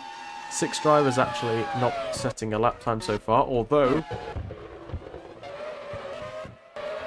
Michael Schumacher out on circuit in the McLaren. 5 times a world champion, 94, 95, 98, 99 and 2002. He took his championship challenge to the final race in 2003 but fell short, ending up finishing in 3rd place behind the 2 Ferraris of Ralf Schumacher, his brother, and Jarno Trulli. We'll be hoping to bounce back though in 2004. A championship is the only thing in this man's sights as he seeks a record-breaking 6th World Championship, of course, currently on 5, which is the equal amount that Juan Manuel Fangio has in his Formula 1 career. Michael Schumacher 6th fastest in his opening run. He goes, 1.1 seconds slower than Kimi Raikkonen, of course, because Kimi Raikkonen is essentially setting the same lap times as Giorgio Pantano. Jacques Villeneuve on the circuit once again. Down in 16th place, not quite the heights of 4th that he was in the previous session. You're telling me that Beckstrom's first time in an open wheeler is an F1 car? Correct. Patrick Friesacker has lost his front wing. Patrick Friesacker's in trouble. Let's see what happened. Coming out the pits, no less. Let's see what's happened with Patrick Friesacker. Is it someone coming out the pits? Or someone coming into the pits, rather. Oh, it's Cristiano De Mata trying to get into his pit box right at that very point. And Cristiano De Mata is actually stranded in the pit lane right now. And that's going to cost Boutsen a front wing. Hopefully that Cristiano De Mata can get respawned into his pit box. That'd be... okay, he's been respawned. That's good, that's good.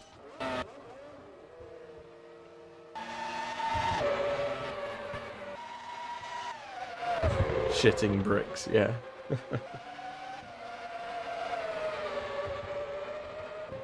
You know, it's a very, very outlandish call there from team boss Nils Hartel down at Brabham to sign Rose Beckstrom as a test driver. But who knows, maybe it can pay off. If the Swede has high potential to be in Formula 1 in the future, then, you know, it could definitely pay off.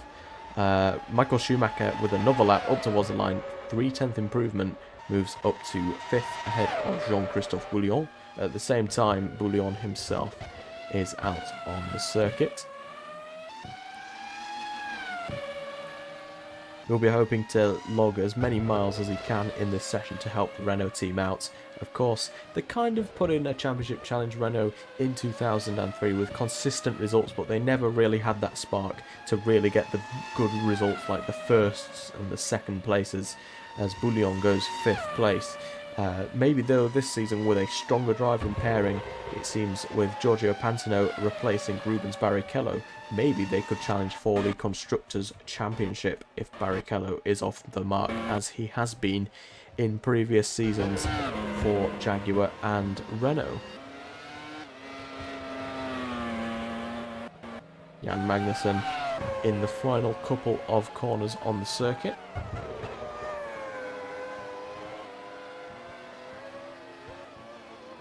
he'll be looking to possibly try and weasel his way back onto the grid, although I don't see a way in which he can. He's kind of running out of daylight in terms of his Formula 1 career, now hitting his 30s this season. And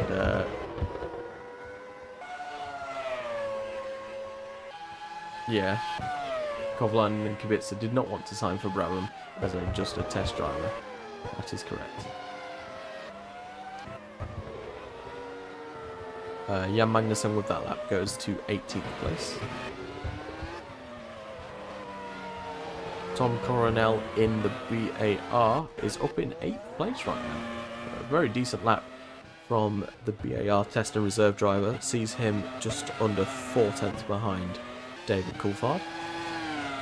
BAR is one of 3 teams that do not possess a test driver. BAR, Toyota and Opel are the 3 teams that have a test and reserve driver in the form of Coronel, Villeneuve and Kubica respectively, but when it comes to test drivers they have opted not to sign one. I imagine for BAR and Toyota it doesn't mean much, as they can just go out and sign whoever they want really, but you know, with Opel they'll obviously be on a slightly less budget compared to Toyota and BAR definitely. Maybe not having a test driver could be the crux of their season, maybe? Who knows? Maybe test drivers are very useful towards trying to develop the car, but I guess we shall see. There we see, that's Shackfield moving to the pits. Yes, it is Shackfield into the pits. Run an on-board lap with Alexander Burns. Down towards turn 1 underneath the bridge, a fast left-right snaking section. We want to drop to about 200 kilometers an hour for the second section and then accelerate through the second part. And then you've got the long winding straight down in towards turn 3, braking and turning at the same time. Very difficult not to lock the front tyres up. Once again, slowing up through each and every corner. 3rd gear, 2nd gear, 1st gear, and then the acceleration zone through turn 6 leads you into turn 7, a flat-out kink before you head on to the Mistral Straight. A long straight is the greatest chance for an overtaking opportunity in a race session. Hitting what? Speedo hitting 291 kilometers an hour there from Alexander Burtz before getting on the brakes for turn 8. Quickly snapping the steering wheel to the right for turn 9 and then launching out into turn 10, and then the fastest corner on the track, a flat out right-hander. No need to lifting required, although Burtz opts to do so. And then a long winding right-hander, struggling to not lock up the front tyres as you brake and turn, try and get the car turned in towards the late apex, and another late apex here of turn 12.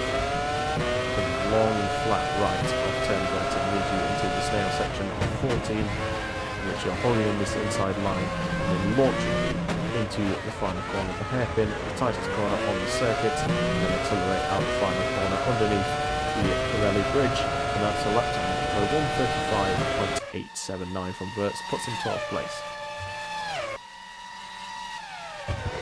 Lord Mojave's predecessor, amazing.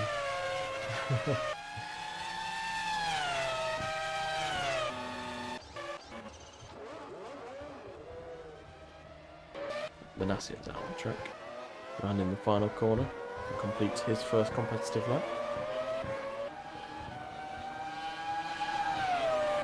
And he goes to 16th place.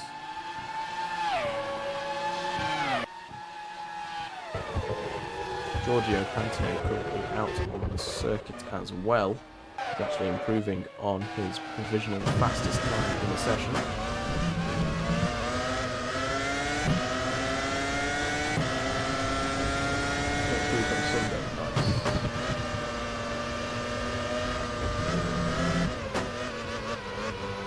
First race of 2004 and also a Sunday.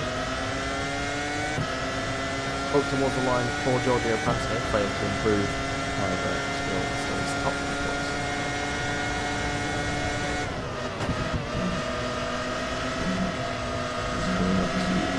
We've got Sebastian Bourdais in the Honda. It is.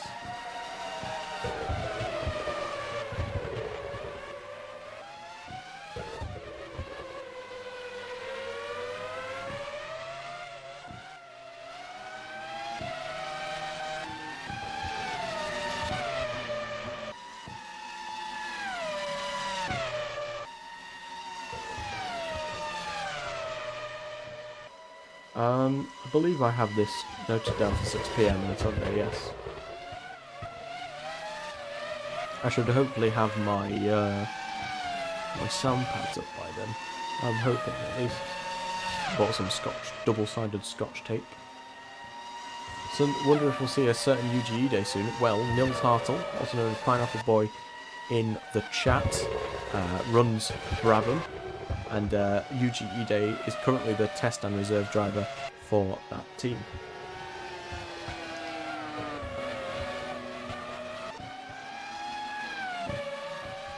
Currently in Formula Nippon.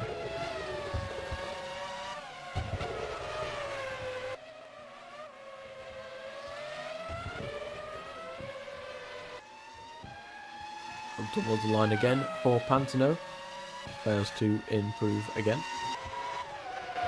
Raikkonen also out on circuit right now. Haven't seen any lap times so far from any one of Montoya, Beckstrom or Friesacker. Friesacker's obviously been out on track and immediately crashed coming out of the pits, which is not going to be too good for them in terms of their budget and their publicity, but alas, it has happened. Raikkonen up towards the line, and he goes fastest, 0.02 of a second for Kimi Raikkonen. Is the gap over Giorgio Pantano. Pantano still out on the circuit though, as he possibly will try to... Does he have his stellar reputation? Not yet, no, not yet. He hasn't been in F1 at all so far, and unfortunately he will not feature in his pre-season test either.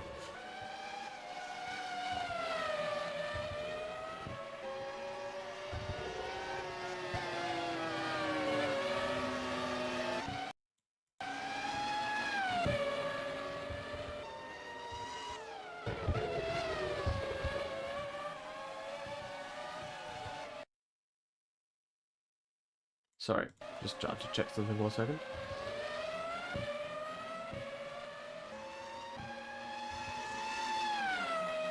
Pantano improves on his lap time, but still second place for the Italian.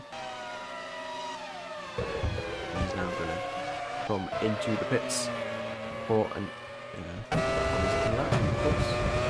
Montoya now out on circuit.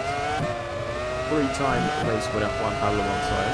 Once in 2001, 0 times in 2002, twice in 2003, including 2 in a row.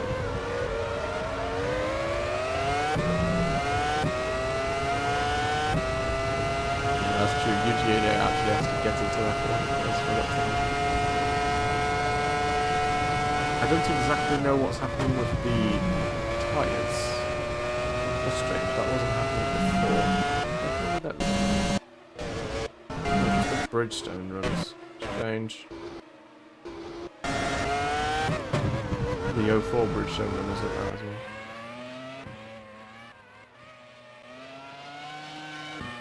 If you pay a little attention to it, yeah. I said I won't pay attention to it. I'm paying attention to it. Amazing. Just not listening to my own advice. Friesacker out on track, as is Montoya. Montoya on a lap already.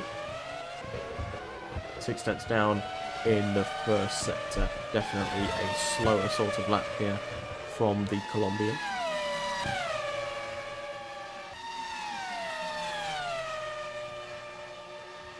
So Raikkonen, surprisingly, none of the fastest 3 sectors going in the way of the Finn, but he has the fastest time. Jarno Trulli fastest in both of the opening 2 sectors, while Giorgio Pantano has the advantage in the third.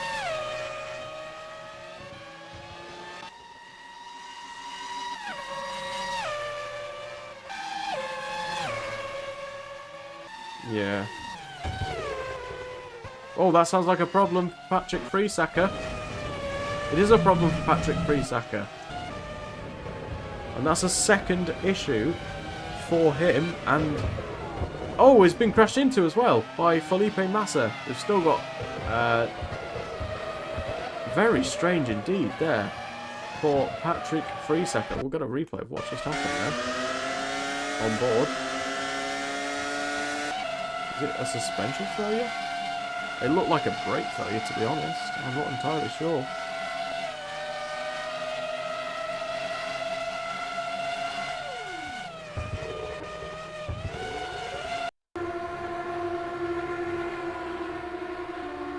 Yeah, it's a brake failure for the Austrian. Nearly gets collected there by Juan Pablo Montoya, and does actually get collected by Felipe Massa. Bang, straight into the back. Fortunately, no damage done to either car. By some form of a miracle. And that's going to be the second issue for Patrick Freesecker in this test session.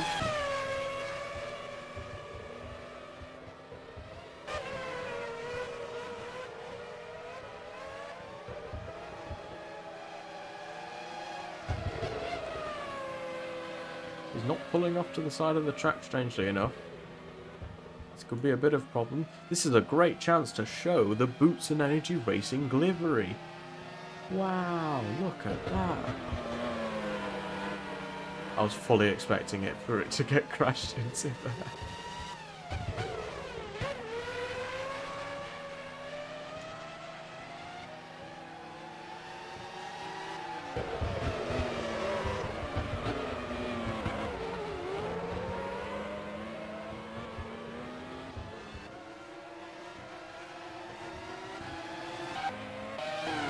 Spectrum does not have their helmet now.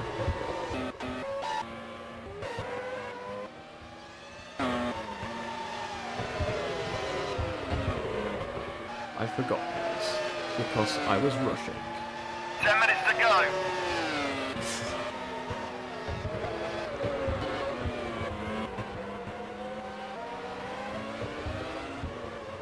And I'm also, like, not got it, like, helmets for anyone else, so, I don't know. Yeah, I've not got a helmet. I have it in, I have it downloaded, just put it in. Not bad. Montoya up to 9th place.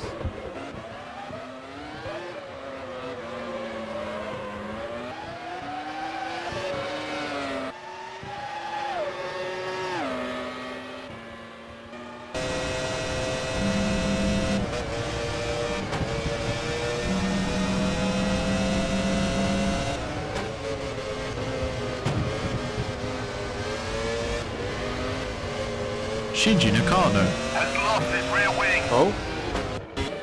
Oh! That's the problem there, big problem. One of the McLarens involved as well. Shinji Nakano without a rear wing. More problems for Boots and Energy Racing. And this is not great for them whatsoever. Shinji Nakano running into trouble just moments after teammate Patrick Freesecker did. Let's see what happened. Kimi Räikkönen exiting the pit lane.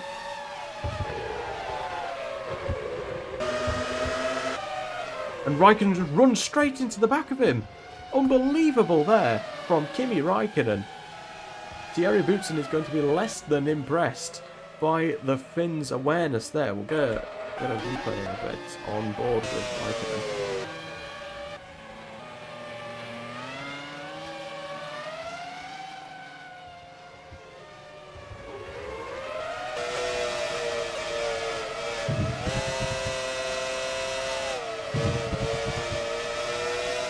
Completely sideswipes Shinji Nakano there. Nakano, an innocent bystander in that scenario. And more trouble for Boots and Energy Racing.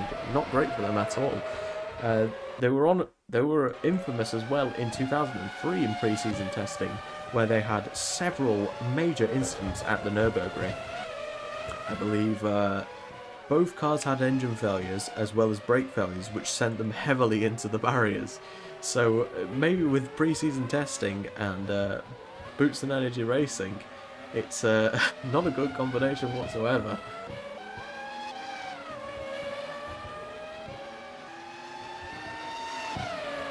Either way, Shinji Nakano will return back to the pits, and Probably that'll be the end of his session, I'm imagining.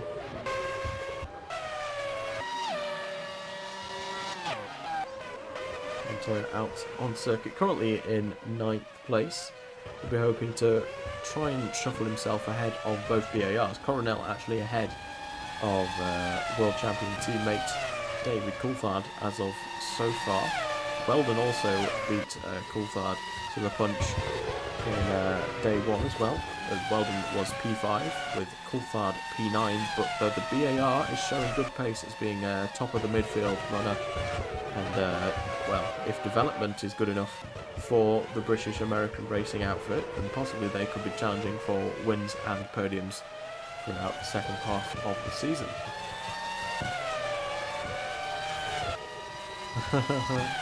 Beckstrom ahead of Bert Highlander Wilson. Amazing. I'll be right back. I'll be 2 seconds.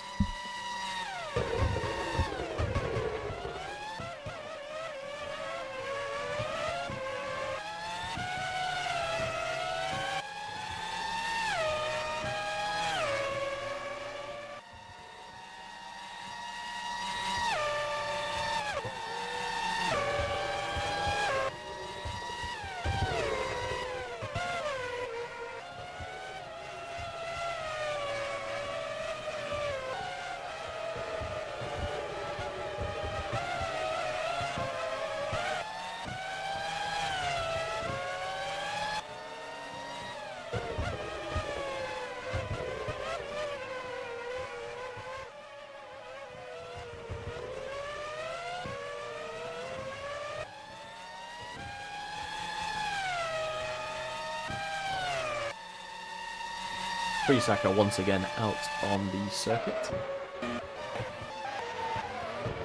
Hopefully he doesn't get taken out by one of the front runners. He's got Rubens Barrichello right behind him for company, so we'll see how that one goes.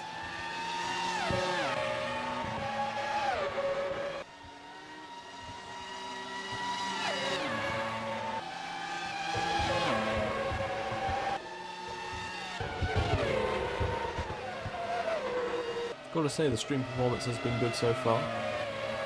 I have been streaming, recording, and on virtual camera all at the same time, and it seems to all work perfectly well. 0 drop frames, which you love to see.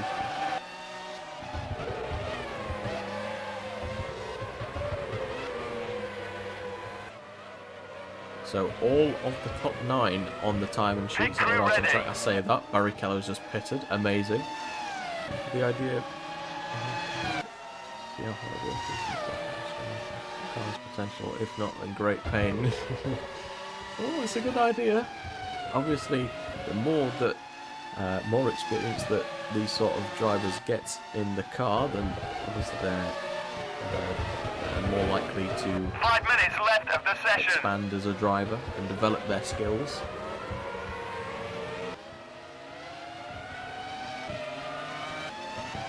Nick Heidfeld currently in 16th. 16th!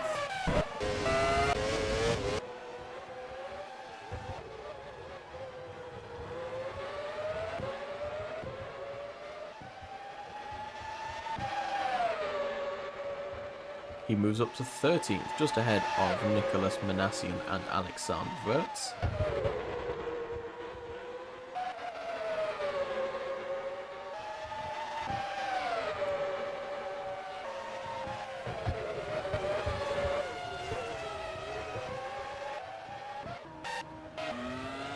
Tom Coronel improving in the middle sector, currently in 7th place, and sees him slightly improve. 14 milliseconds is the improvement. He stays 7th for now, but this has been very promising from both of the all 3 of the BAR drivers, as promising once again. Giorgio Pantano fastest by 13 thousandths of a second.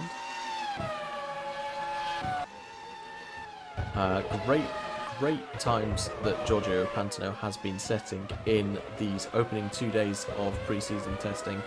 I believe, however, he is out the car for day 3, as Alexandra Pramat is in the car for him, and Fernando Alonso returns as well.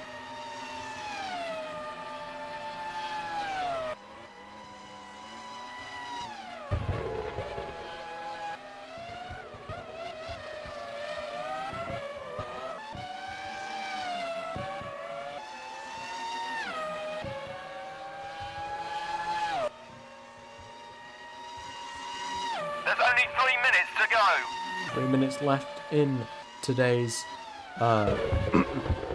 in the second day of pre-season testing. My throat's going again. Amazing.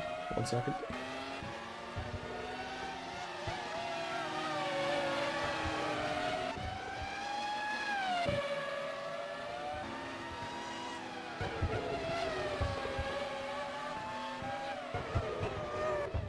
Okay, that should be better.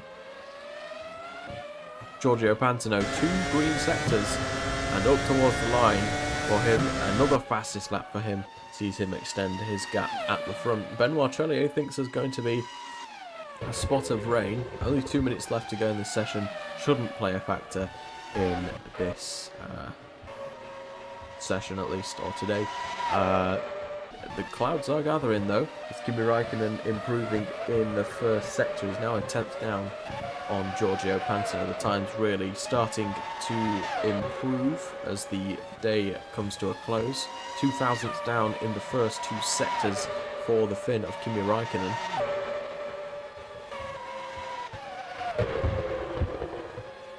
Jarno Trulli also up by 2/10 in the first sector on his personal best, although he isn't on his personal best lap, but his personal best sector is actually down on. See if Trulli can string together a good enough lap to take him to the top of the timing sheets. Kimi Räikkönen though, rounding the final corner for the final time. Well, probably not the final time. Up towards the line, fails to improve, as Trulli still a 10th up on his personal best, although 100th down through his personal best 2 opening sectors, which means all of his time that he's been losing is actually in the 3rd sector, strangely enough. We'll see if we can actually put it all together. 1 minute remaining in the session, and it's looking like the top 3 in for contention for the Constructors' Championship looks like Renault, McLaren and Ferrari. It seems that Williams may have taken a step back, with Montoya in 9th and Wirtz in 15th. That's only a speculative thought on that though, as Jarno Trulli goes up to 2nd place ahead of Kimi Räikkönen. Patrick Friesacker 23rd and 3.5 seconds off. The times really starting to close up on one another, minus the Minardis, who are 3.2 and 4.8 seconds off the rest of the field respectively. Not a good session once again from the Minardi boys, and this could be very much a season to forget if they don't get their act together for the first round in Australia.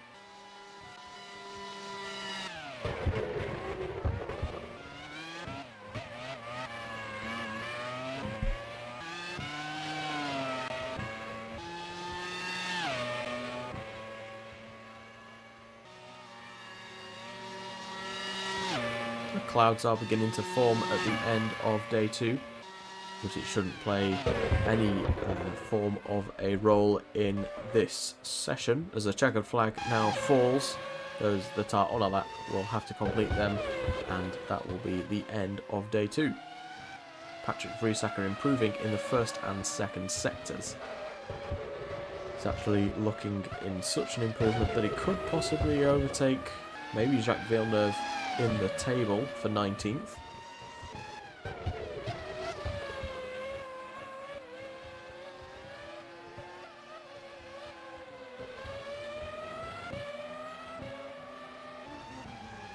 Up towards the line for Patrick Friesacker. It is 22nd. A 10th improvement sees him. How many places ahead of his teammates? 6 places ahead. Jacques Villeneuve, 19th place, fails to improve. As, we are waiting on the remaining drivers. I think it's just Heidfeld and Coronel we're waiting on now.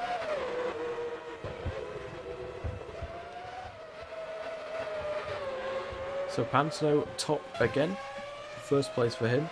Another top 3 for Jarno Trulli as well, less than a 10th off his countryman's pace.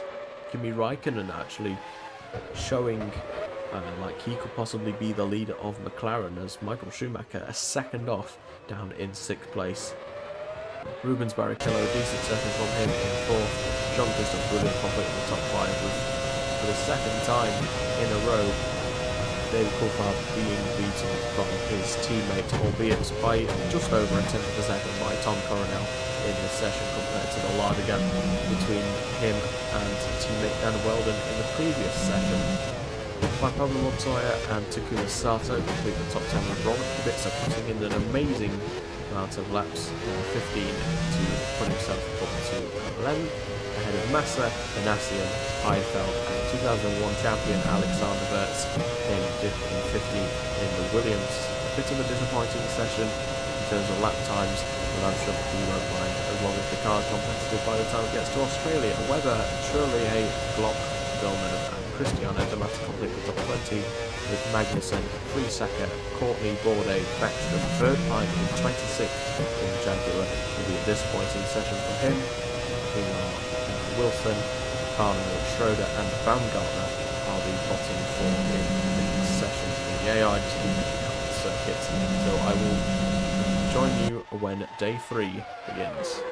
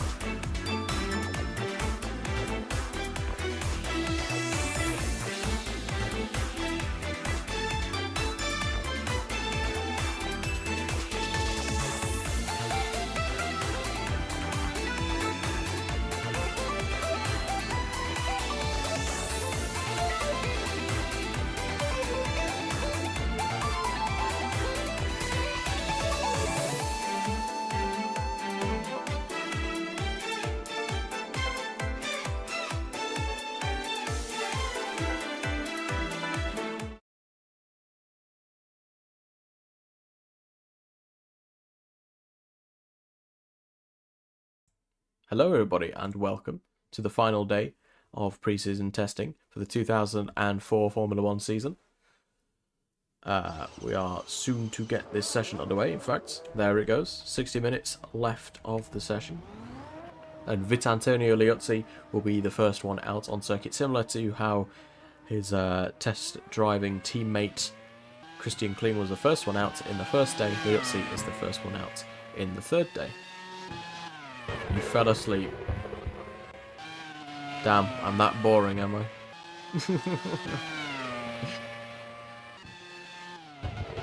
Anyway, new faces on the grid. Ralf Schumacher returns in place of Sebastian Bourdais. Enrico Toccacello replaces Jarno Trulli as the team's tester reserve driver. McLaren stay the same, Williams stay the same. Premat in for table topper in day 1 and 2, Giorgio Pantano. Jenson Button retakes his seat in place of Björn Verdheim. Both the second and reserve drivers, the former 2003 Audi drivers, are now in, with David Coulthard taking a sideline for day 3. Sperifico and Villeneuve in once again, with Furman and Manassi and the two main drivers at Dams Lola Panos in the car. Vitantonio Liuzzi gets his first run out in the Red Bull alongside Mark Webber. Then comes Trellier and Courtney, De La Rosa and Glock, the two main drivers, as well as the two main drivers at Brabham. David Salins gets his first run in a Formula 1 car with the Minardi, and Baumgartner starts his third pre-season test day in a row. And then the two main drivers once again of Friesaka and Nakano at Boutsen.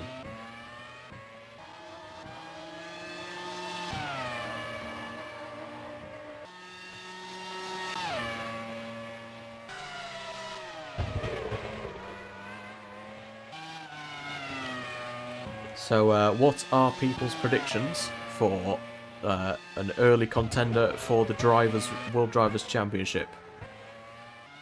As it stands, I can't see anyone saying no to Giorgio Pantano, unless you think possibly Jarno Trulli in the Ferrari could possibly stop his early form, at least in pre-season testing. Pantano has been quite formidable in the first 2 days, topping both times sheet. But Jarno Trulli was in the top 3 in each of them as well. Pantano versus Trulli. Pantano, Jolt Baumgartner, amazing. I agree. Jolt Baumgartner for president of FIA. Early mention. Hello, James. Welcome in. Did you cut your stream short or something? You normally stream for a bit longer than that. If you finished your stream. The onboards are loud. Are they? 1 second. Am I loud? Yeah, I'm loud enough. If I turn that down a bit, that should be better, hopefully.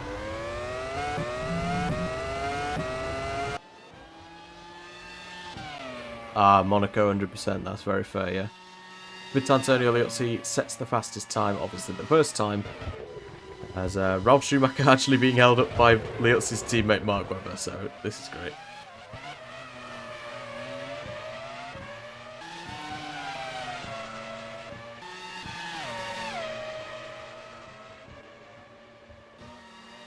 As such, Ralf Schumacher, despite being purple in the first sector, is 6 tenths down in the middle sector, so that's absolutely amazing.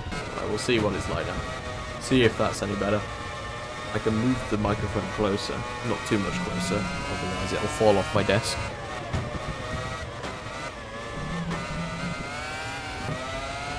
I obviously don't want to be leaning forward onto my desk, like, with bad posture, so sat normally in my chair.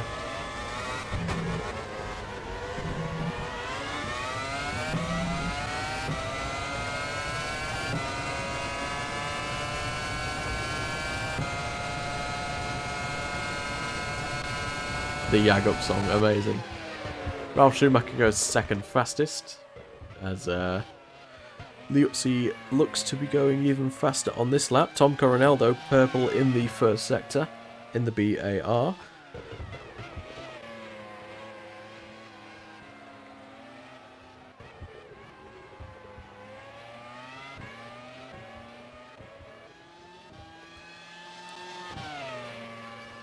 Two-tenth improvement there for Vit. Antonio Liuzzi sees him to 3/10 ahead of the rest of the field. Button 4th only.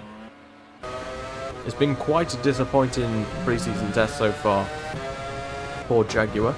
Neither car was in the top 20. I don't think in either session, to be completely... No, Kovalainen was 14th in the first day. I think D'Amata and Verdheim were both outside the top 20 though, so a lot of work to do down at Jaguar, it seems.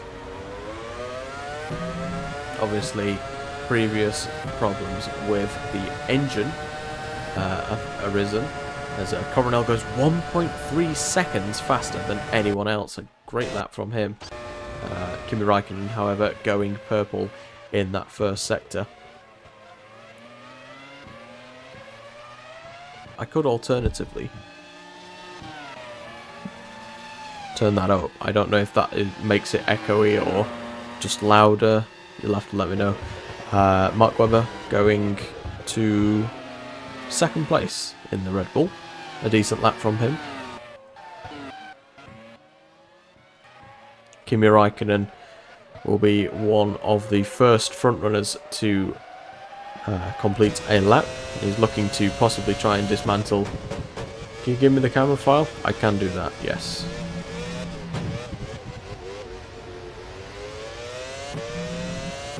Louder, okay. Is it like too loud, or is it okay? Kimi Räikkönen going 9.5 faster than anyone else. Vita, Antonio Liuzzi d'Italia.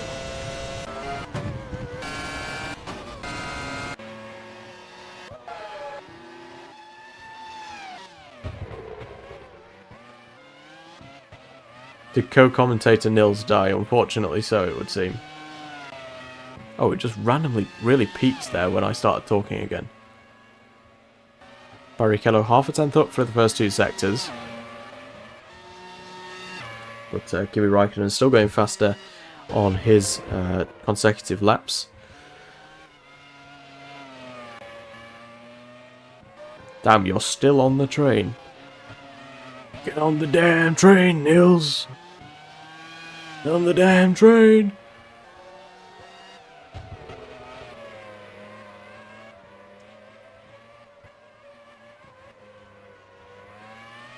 Rubens Barrichello out the final corner, and this could be close to the fastest time, and it is the fastest time by 0.003 of a second. We'll see if Kimi Räikkönen himself can retaliate as he's rounded the final couple of corners. Long ass train, so real. Long ass train. Shout out to Long Ass Train. Sponsored by Kimi Räikkönen going fastest. Great sponsor. Anyway, Kimi Räikkönen, like I said, went fastest. Nick Heidfeld completing his first lap of the day, goes 8th fastest. A couple tenths behind Ralf Schumacher and a 10th ahead of Nicolas Menassion.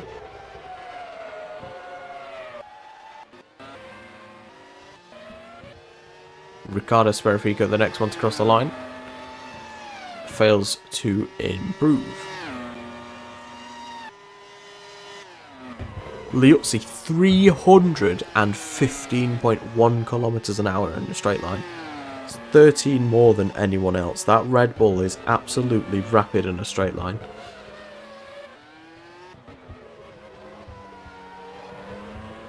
Crazy scenes.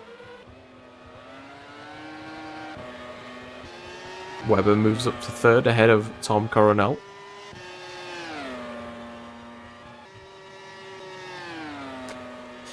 I just find Tom Coronel hilarious now because Jeffrey yesterday showed me, you know, like the Ralf Schumacher advert where he asks how much your car is worth. There's basically just a Dutch version of that with just bold Tom Coronel. It's amazing.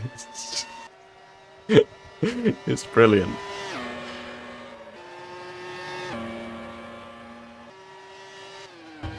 So this is day 3. This is the final day of pre-season testing. We've already done 2 days in which Giorgio Pantano has topped both sessions in the Renault. Red Bull made a drag car, it would seem.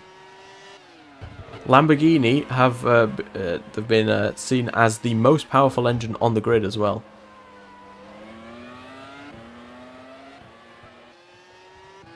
Which is very interesting to see.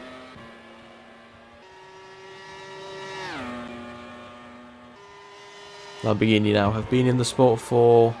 This is their 5th year on their return to the sport. Last time that they were in F1 was in 1993 with LaRousse.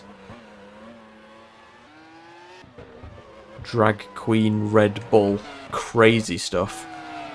Now you've got me picturing Helmut Marko in a dress. Anyway, here's Zsolt Baumgartner.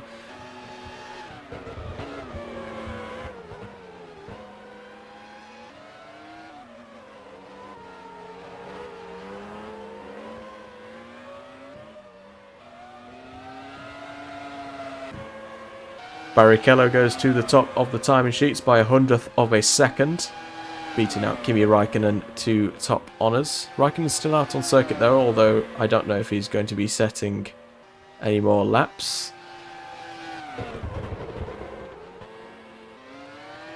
No, he's just gone into the pits. Meanwhile, Baumgartner and Wilson, you know, just casually fighting absolutely everywhere. In a test day, you'll love to see it. Red Bull needs a drag queen, just hire James Early. That's a mad statement, you know. That's a crazy statement. Baumgartner alert indeed. I don't have the sound effect. I don't know, I tried getting a Discord Stream Elements link to work, James. I don't know if, like, the Stream Elements commands work on YouTube or not. Could not get them to work whatsoever. It was strange.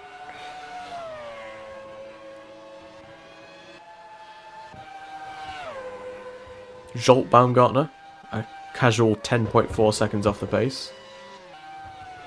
Who is Alonso driving for in this series? Alonso, as in real life, is driving for Renault, but his teammate is not Jarno Trulli in 2004. He's driving for Ferrari, and his teammate is Giorgio Pantano. Not managed to get them work. Ah, okay, no, that's fair, yeah. Barrichello once again improving on his lap time to go even faster. This is not Jarno Trulli, my bad. This is Enrico Toccocello, the new Ferrari test and reserve driver. Shanika, don't listen to Benny. He's not driving for Dams.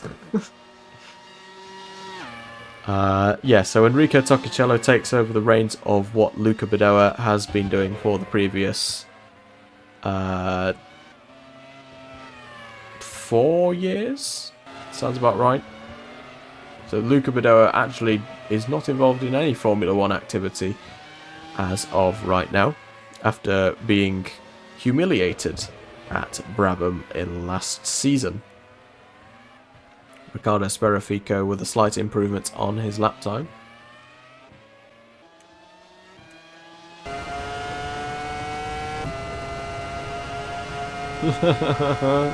Fernando Alonso at Downs is crazy. Also, do you know when I said like the tyres looked weird on the Ferrari? They're perfectly fine now. I don't exactly know what's happening, like the tyres randomly just changing. You know, we are so back. The tyres, we are so back. Is this the RH mod for 2004? It is indeed, Peter. Welcome in. Hope your day has gone well. I also added in a command in the chat that tells me if someone subscribes. I don't know if anyone has, because nothing's ever come up. But I'm thinking of maybe getting up one of those like notifications that come up on the stream itself. F1 challenge in 60 FPS. Flavio Benitore. Oh, Alexander Vert's in trouble. What has happened to Alex Wirtz? It's a gearbox problem for the Williams driver. And that is another mechanical problem for another team. The second gearbox failure of this season so far. Bourdais has been in this series already. He drove... his debut season was in 2002, where he replaced Mark Webber, who went to Renault to replace an injured Rubens Barrichello at Renault.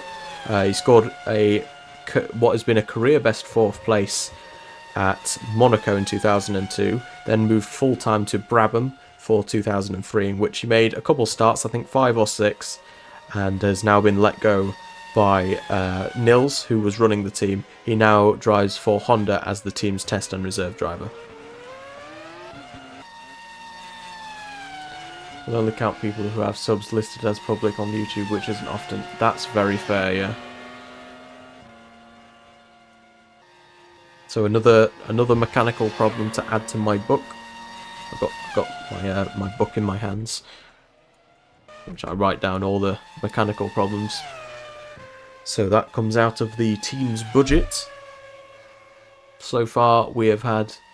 Benny, I knew you were going to make that joke. I knew it. I knew it was going to be you as well. I knew it was going to be you. Specifically you. Anyway, we've got Renault with a gearbox failure, Minardi engine failure, Ferrari suspension failure, Boutsen both with a front wing lost and a rear wing lost after being involved in 2 separate crashes, both drivers. Williams have just had a gearbox failure, as you've just seen, and that's it so far. So the only player-owned team that's had trouble is the Boutsen team, as Enrico Toccacello goes 6th fastest. Specifically you. Yes, Benny, specifically you.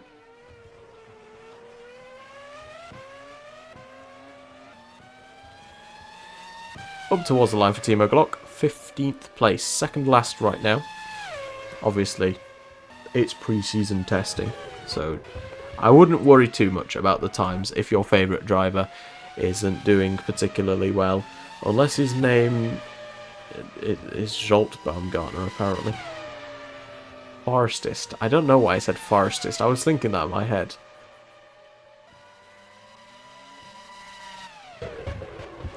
What problem did Opel have? Opel haven't had any problems. AS3 from F1 Remedia have... Which team do you think?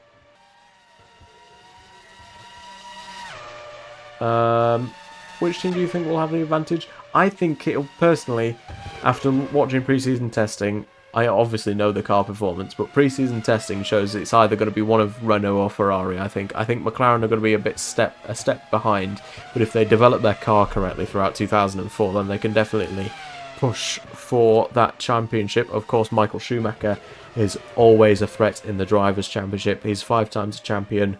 Needs 6-1 to break the record of Juan Manuel Fangio. And, you know, I think he'll be raring to go more than any other. I think he'll be wanting to break that record this season.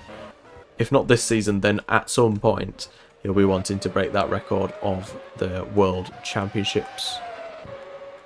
Isn't it gone so bad considering we have the second worst engine after Minardi? It's true. It's true. Dam's Lola panels have been up there. There's Kimi Raikkonen, 8,000ths up. No, 800ths up on his personal best, but 400ths down on Barrichello. Boutsen are the only player-owned team. Oh, yeah. The only player-owned team with problems. Yeah.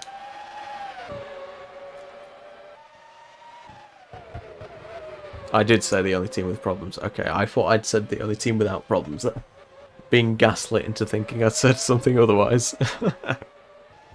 Anyway, Kimi Raikkonen across the line. Improves, still second fastest. Love that team. Yeah, Minardi's always been cool. We'll go through the liveries again. Why not? So we'll start up at the top. So Honda. This is the 2004 Honda. which has been designed by me. And we got the Ferrari, which is basically the same, just a few added sponsors basically. It's the F2004, very clean looking car.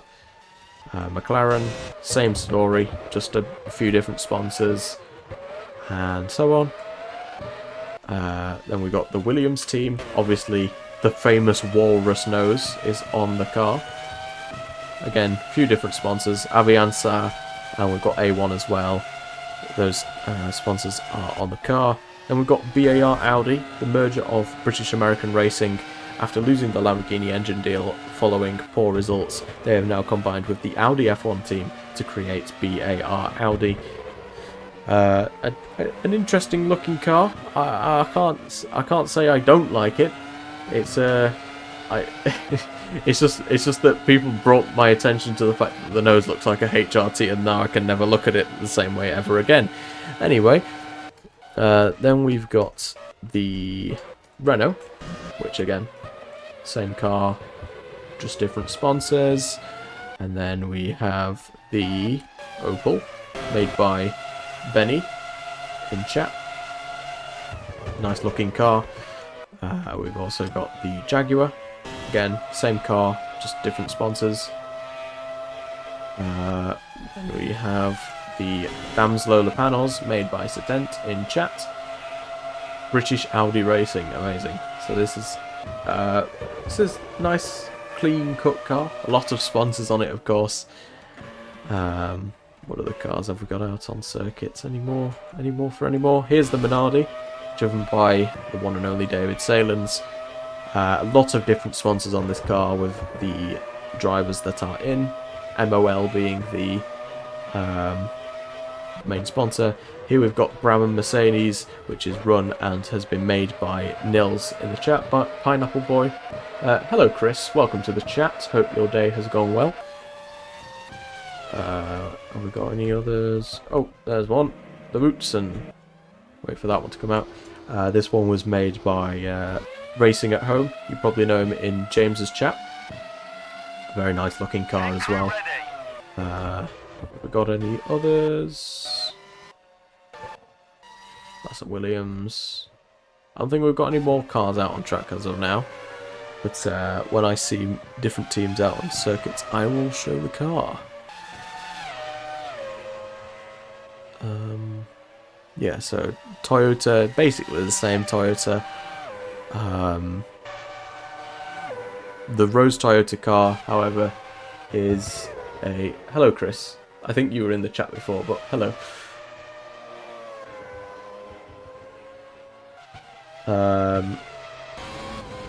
I'm doing fine, thank you, mate. It's been a good stream, no problems so far. We've been on for 3 hours so far. We've had no drop frames, which is amazing. I thought certainly we'd have some drop frames because my internet loves dropping out, but this stream, I've been lurking all the time. That's very fair.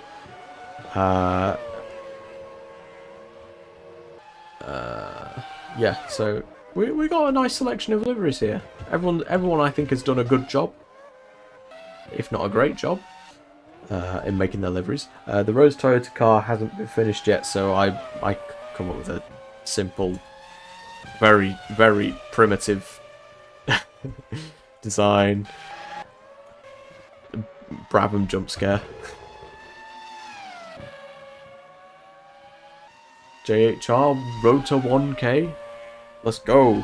If you haven't already, make sure to subscribe so you can keep up to date with this season. Next stream after this one will be on Monday. That will be the Super Truck World Challenge first round at Interlagos, so be sure to check it out. That one should be a fun one. I'll be in the commentary booth with Tina Curtis, also known as Kiokiri_46. That one should be a good one. Yeah, we've got no more cars out on circuit right now. Shameless plug. Benny, it's not a plug if it's my own channel.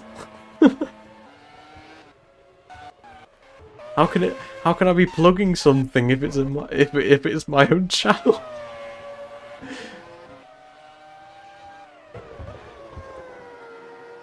Como just beat Torino 6-0. Crazy Steams? Steams? What's a steam? Scenes, crazy scenes. I'm hoping as well to get some highlights packages out for the F1 race as well. I'm not sure whether I'll do it for the other series as well. Obviously, we've got Super Truck World Challenge, which is on Monday. League EA, AI League EA, which is always a blast. First 2 rounds of that on Wednesday. And we've got the first round of the Formula 1 Championship, the Australian Grand Prix of 2004. That's next Sunday, 6 PM GMT. So keep your eyes peeled for those streams, I guess. Yeah, I guess we are doing this as a consistent thing now. And I would like to clear something up. The 1994 season is not dead, it's just on a hiatus. I promise you it will be back at some point. I've got a great idea for 1995. It'll be amazing. So just be patient, guys. Be patient, guys. Because I've had a lot of people ask me, "Oh, when's 94? When's 94?" It'll come in due course, guys. Come in due course.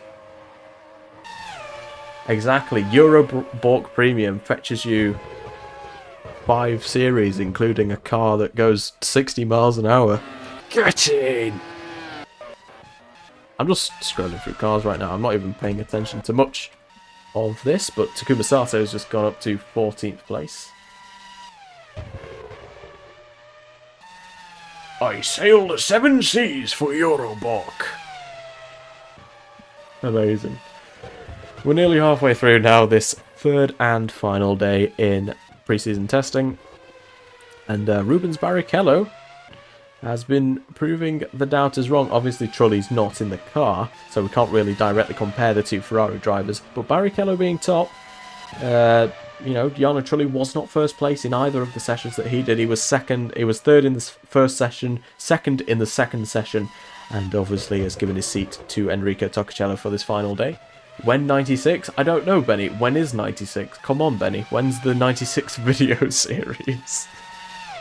Your PC would blow up if you made a video series. Euroborg does not have snooker and darts, unfortunately. Bert's back out on the track following his gearbox gremlins. We'll see what his opening time is.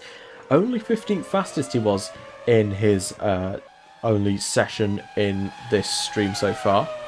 He goes 16th fastest, so maybe Alexander Wirtz struggling a little bit to get in touch with the best performance of that. Williams nearly contact there with Ralph Furman in the Dams Lola panels, very close to a crash. Wirtzmania indeed, guys. We're all Wirtzmania fans here. 2001 world champion James Early would never have Wirtz in a championship battle that he would eventually win.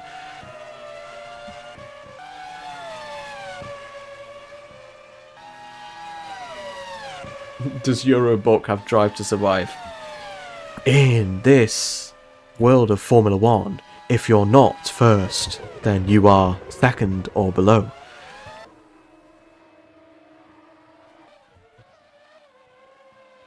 Does Euroborg have tug-of-war world championships? I wish.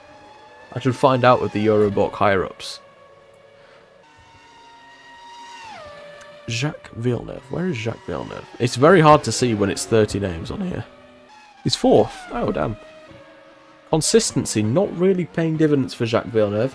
He's stepping in for Giancarlo Fisichella, as Fisichella had a neck injury at the 2003 Japanese Grand Prix during the qualifying session.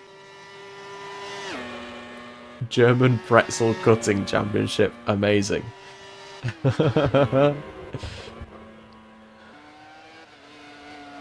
So yeah, we've got F3 Euro Series, which, by the way, if you want to get involved with that, I didn't get rid of the link. You can join the Discord, because the F3 Euro Series will be streamed in my Discord. Reason being is that it could take anywhere between like 2 hours and 9 years to set up. It's so random, that mod, honestly. So I just don't want to waste people's time, like sitting there constantly loading in.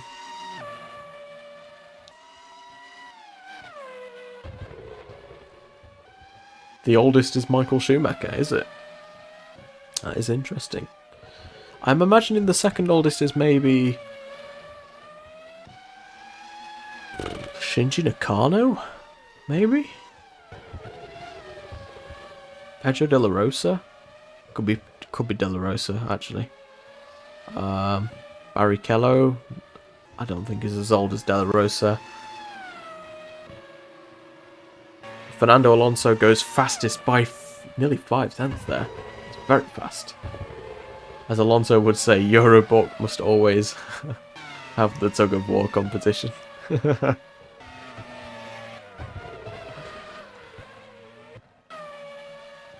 It seems very strong for Renault right now, as Prema has also gone 4th fastest. He currently competes in F3 Euro Series, 4th in the championship last season. He'll be hoping to possibly fight for the championship for ASM Mercedes.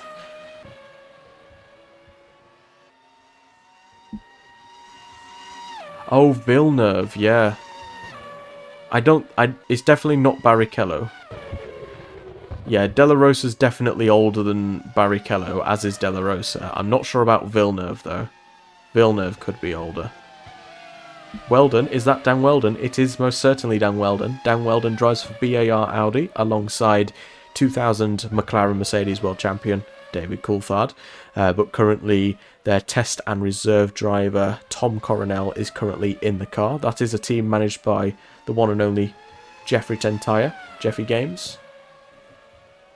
I'm also rooting for Minardi. I think it's going to be a struggle for them to qualify for any races, but, you know, if they qualify for one, and if it's Jolt Baumgartner, then, you know, 9th of April 71, so Shinji Nakano is 8 days older than Jacques Villeneuve, and De La Rosa's 2nd, okay. Yeah. I did think De La Rosa was 2nd oldest. That's strange to think about, isn't it? Because he was on the grid, like, until 2012, wasn't he? Which is that's 8 years away in this series. Like, if you consider the end of 2012, that's nearly 9 years away, and he's still in Formula 1. It's crazy.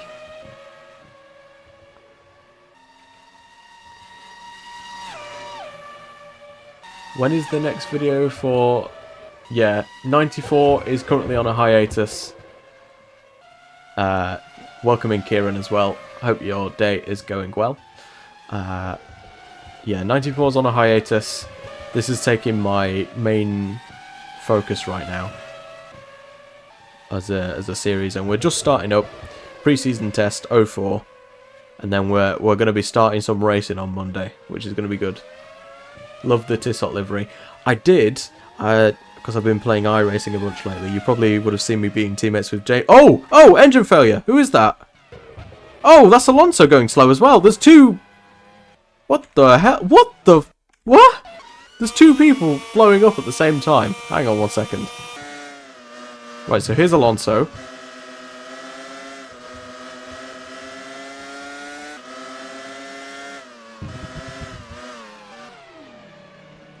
Suspension, isn't it? Yeah, suspension's gone on the Renault.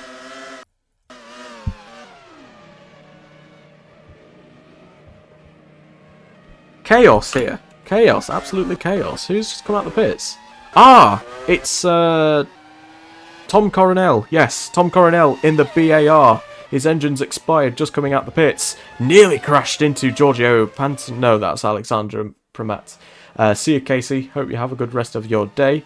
So Alonso was actually on course to set a fastest time there, but unfortunately his problems are there before he's finished the lap. Let me write down BAR engine failure. Okay, so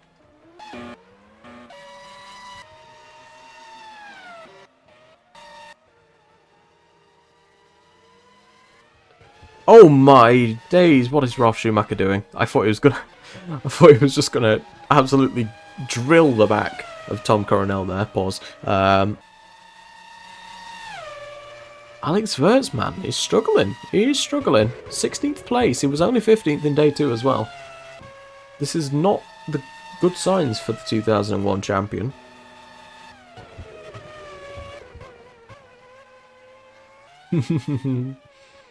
All the time you must have suspension. All the time you must have suspension.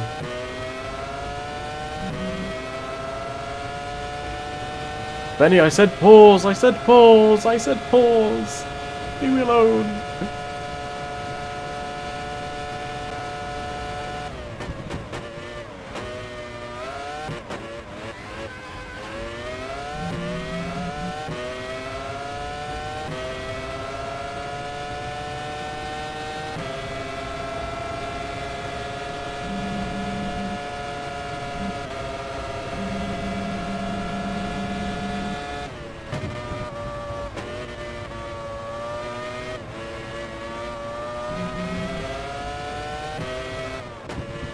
So yeah, general consensus I think is it's going to be Pantano versus Trulli, I think, for this championship, as if pre-season testing is anything to go by, which is quite shocking to be honest, because I thought Fernando Alonso would be up there.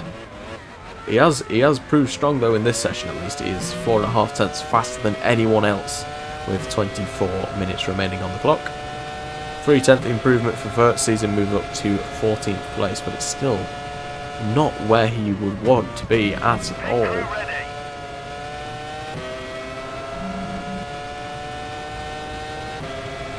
Still yet to see Michael Schumacher, De La Rosa or Patrick Friesacker in this session. Team Truck, is this a hint that Alonso is going to Super Truck World Challenge? What?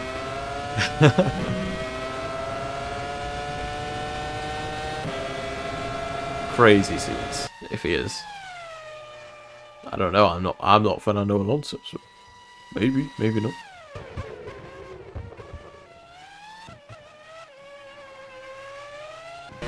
The punchy pit Sonia.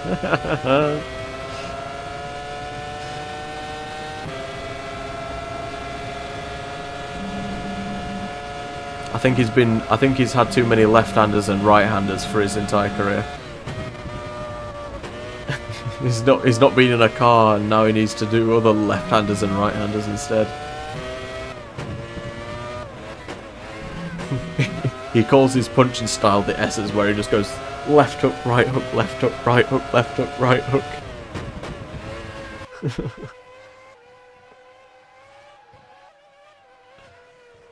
Egotistical, but my favourite custom liveries are the Opel, the Dams, and the Honda. I have to agree. I do like the Opel, I do like the Dams, and I do like the Honda.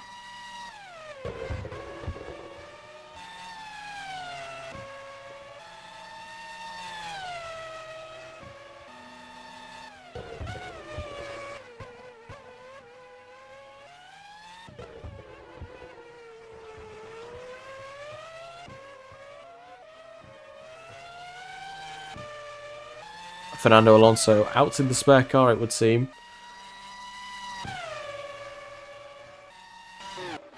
Time for sleep, 3 AM Sunday here, so you're all still living in the past. Get with the times already, guys. No worries, Shanikar. Hope you have a good night's sleep. Thanks for stopping by. Breaking news! Antonio Pizzonia has announced that he is leaving Formula 1 to do his real passion in life, UFC. Oh, I would love to see an octagon match between Conor McGregor and Antonio Pizzonia. That would be the battle of the ages. That would be amazing.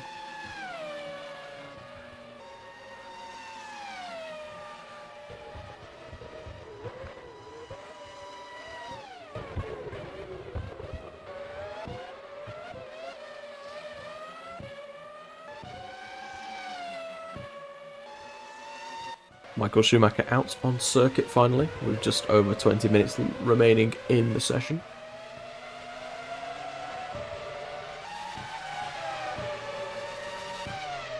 Those ages being 37 and 44.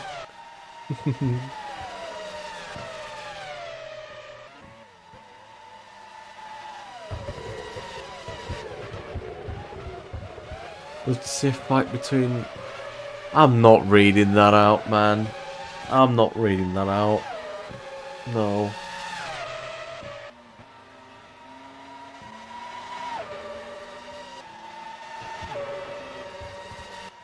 No worries, Shanakar.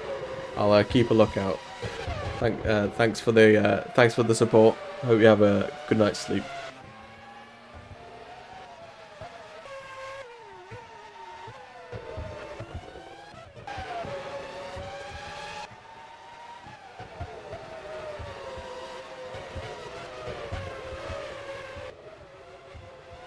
What about Benny versus Mr. Clean? My word. Who's Alexander Zanardi? That's what I'm wanting to know as well.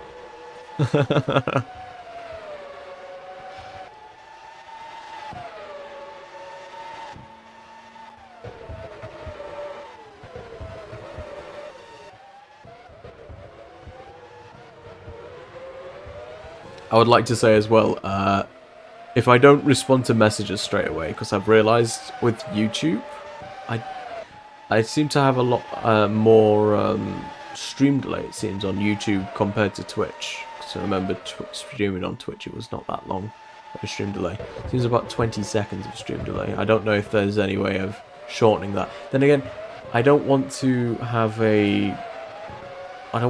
it too much, because obviously that takes more like bandwidth and stuff, and I don't want the stream to start lagging just because I want less stream delay.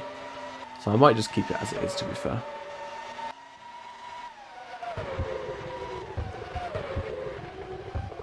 Now that is a spectacle. Ultra low latency. Yeah, okay. I imagine it takes up more bandwidth though, so I don't really want to be honest. I feel like with something like this, I can easily keep up with chat, unless for some reason it blows up and there's like 300 people talking. I should be able to keep up with the majority of chat, because I'm not really doing anything. I can easily converse with the chat and so on.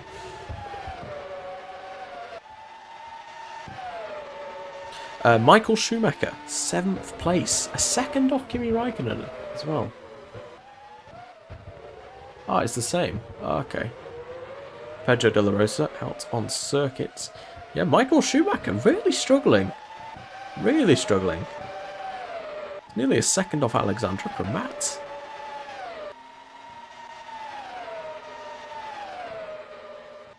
Ah, 6k bit rate, 6k bit rate regardless. Ah, fair. I thought like if you had like less stream delay, it would use more, I don't know, upload speed or something like that. Is this the final day of testing? This is the final day of testing, yes. We've got 17 minutes to go until we are all done for the stream.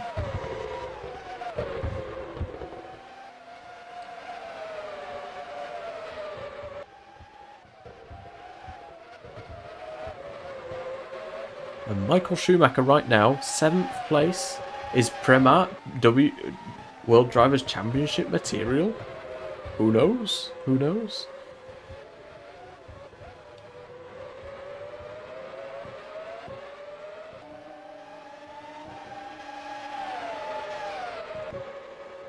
Raikkonen improves on his lap time, as does Michael Schumacher.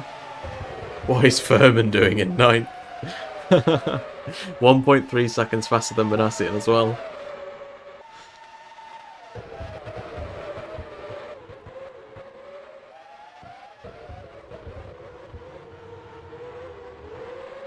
Oh, that's a mistake for Michael Schumacher there, all over the curbs.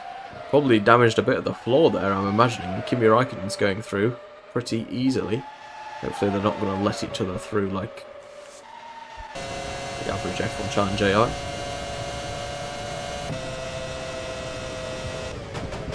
Down in towards the chicane. Is Kimi Raikkonen going to let him back through? I don't think so. James Courtney in 2013. Yeah. Assume I'm doing pre-quali. Okay, so the qualifying session, there used to be pre-quali for this, but there isn't anymore. So what it used to be is there used to be an amount of drivers in pre-quali, and the top 6 would go through, and it'd be a 24-car grid, so everyone would qualify. So there'd be no like people getting knocked out in qualifying. This, however, is a 60-minute qualifying session, 30 cars all together, and the top 26 go through, and the bottom 4 get knocked out and don't start the race. So a lot more simpler than what it was in 03. Super Truck and GB2, fairly simple. Short sessions, qualifying, everyone qualifies. F3 Euro Series, half the tracks don't support enough cars for F3. So half the tracks are 30 cars, and half the tracks are 2 split sessions of 15 cars, where the top 13 of each qualify. It makes sense in my head. It will all make sense. And then you've got Ligue, which is just a regular 6-minute qualifying session. Don't need much qualifying for that.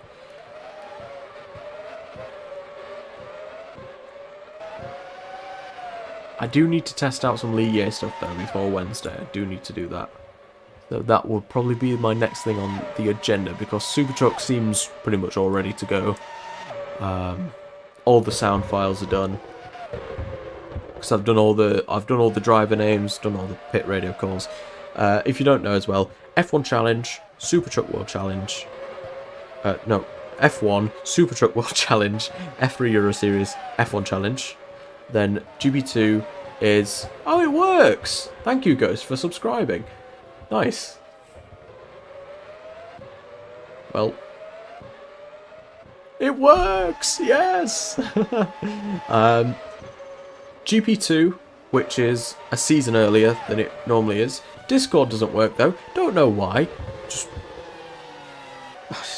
That's annoying. GP2 is R Factor 1, and Ligue is the Ligier JS8 S1 by Gary Peterson. Very cool mod. And that's on Assetto Corsa.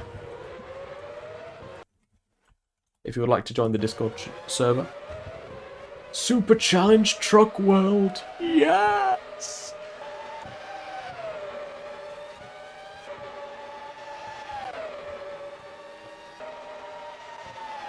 If you would like to join the Discord, be sure to check out that link, where you can keep up with all the news reports. They'll all be up there in the Discord, so I will not be doing any of the community posts like I did with the 94 season, so I don't want to get it confused when I return back to it. Fernando Alonso improves on his lap time, goes into the 1:31s. We need the gap. It's a test session. What do you mean you need the gap? Mein Gott. Mein Gott. Schumacher's improving though in his first 2 sectors. Yeah, so I will obviously be discussing the news, but if you want to get early access to that, be sure to join the Discord. There's plenty of other stuff to do in there as well, such as for 2005 there will be more Ligue 8 sign-ups. Then again, we are struggling for drivers now. We've got 15 custom drivers in a 20-car grid, so might actually struggle for places if many more people sign up for that. For 2005 at least. Michael Schumacher still 6th fastest, behind his 1997 title rival Jacques Villeneuve, who's going back out on circuit in the Toyota.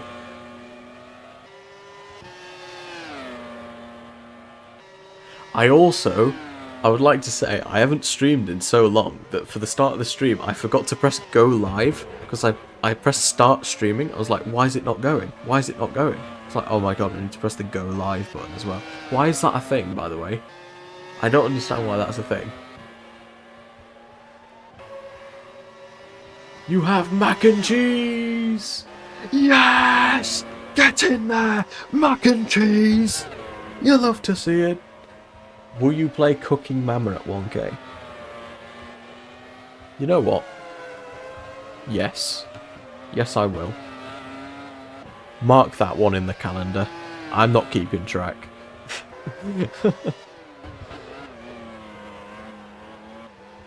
I will, if it happens during a stream, I will actively finish that, like, if it's something like this, I will finish that race and then load up Cooking Mama, and I'll do a Cooking Mama part of the stream.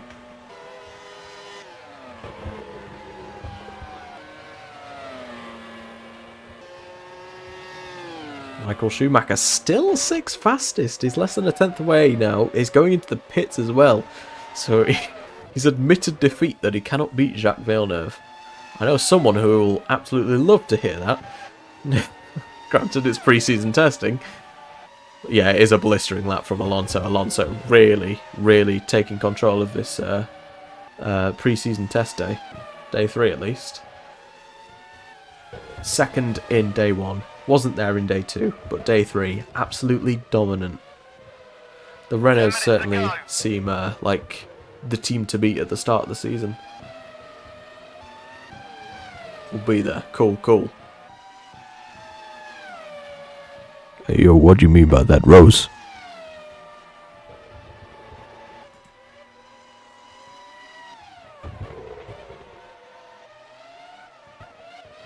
Nicholas Manassim with the most amount of laps set in this session with 19.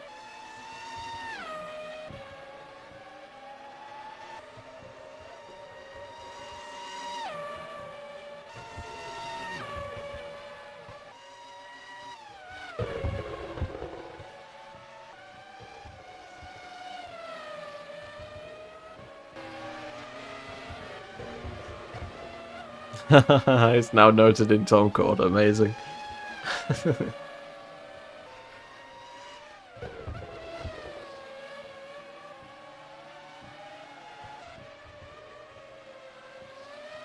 What? Huh? Mark Webber purple in the middle sector? Are they that fast in a straight line that they're just fastest? What?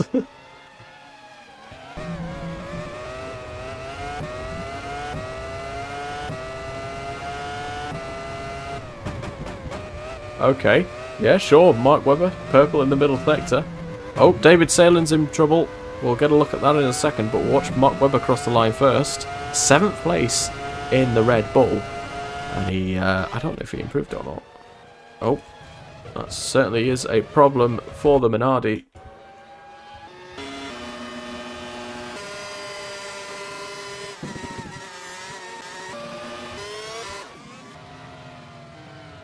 Is it brakes? I think it's brakes, isn't it? Yeah, it's brakes. Brake problem for David Salen's. Very good car control to actually keep it on the circuit.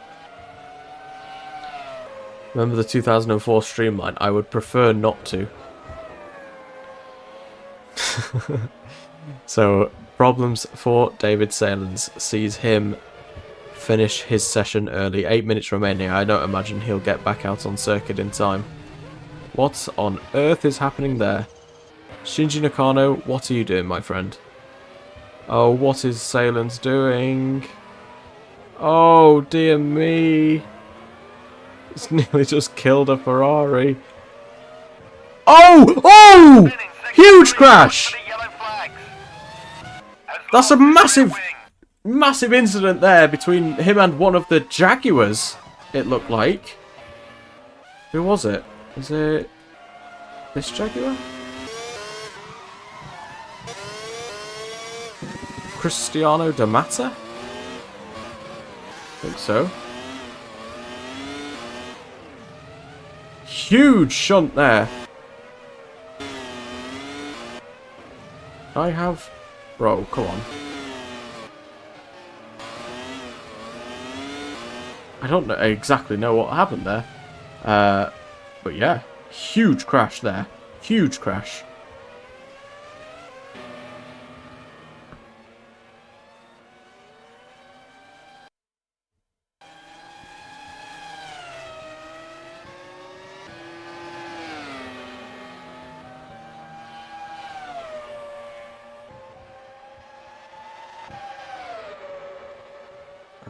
Jaguar. Suspension. I write all these incidents down. Front wing. Right. That was a massive, massive crash. Should have stayed in F3000. Well, David Salins, I've made up that he is actually an IndyCar for this season. As he has done well. I'd say he's done decently well in his F3000 career.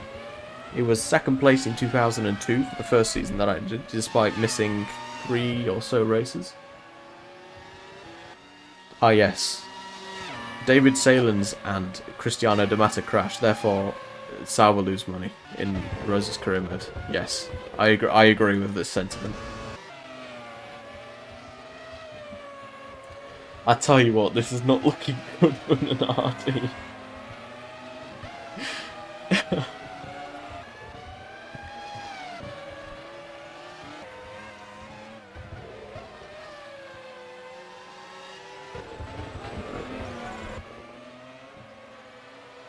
They've got such a high damage bill already. They've got a way higher damage bill than anyone else. Oh no.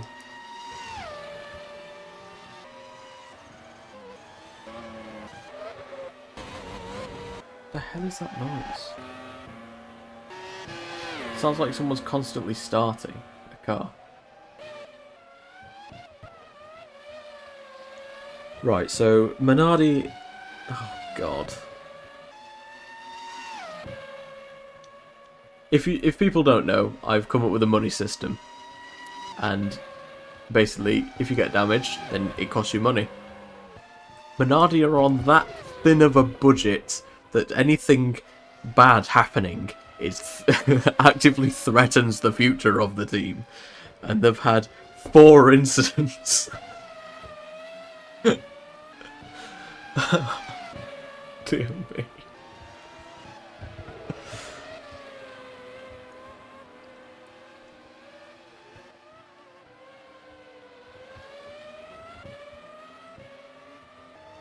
Being 3.5 seconds off Bootson wasn't bad enough. Make that... Yeah, it's still 3.5 seconds, yeah. Barrichello out on circuit. Circuit? I don't know how to say circuit. Amazing. Anyway, Barrichello round in the final corner. We'll see what he is capable of doing up towards the line. 3/10 off, he's still second place. Nick Heidfeld in the Brabham is in 19th, being hounded by one of the BARs. No, that's the other car. Make these on a Assetto Corsa. Hello Mike, welcome in. The reason why I use F1 Challenge is that it's very easy to mod. And it's, yeah. I know how to mod this. I also agree with the sentiment that the AI aren't as good. You get more... Like, I feel like Assetto Corsa is a bit just too stale. Like with this, you do get random moments that are just completely wacky. There's also the thought of mechanical retirements don't really exist in Assetto Corsa. Not to my knowledge, really. With this, you can completely control, like anything really. The damage model as well is another one. Easier to run as well, a lot easier to run than Assetto Corsa. 15 teams. Yep, we got 15 teams. Welcome in,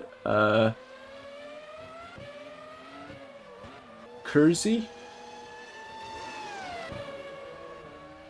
If that's how you say your name. Welcome in. Hope you've had a good day, as well as Mike. Hope you've had a good day as well. Let me know if that's not how you pronounce it. Not usually good with pronunciations. Horizon 40, welcome in. Assetto Corsa's driving is better in my opinion, but F1 Challenge is better at everything else, yeah. I hope you've had a good day, Horizon. Welcome in, everybody. We are currently 3 minutes away from finishing the final day of pre-season testing, and with it, the end of the stream.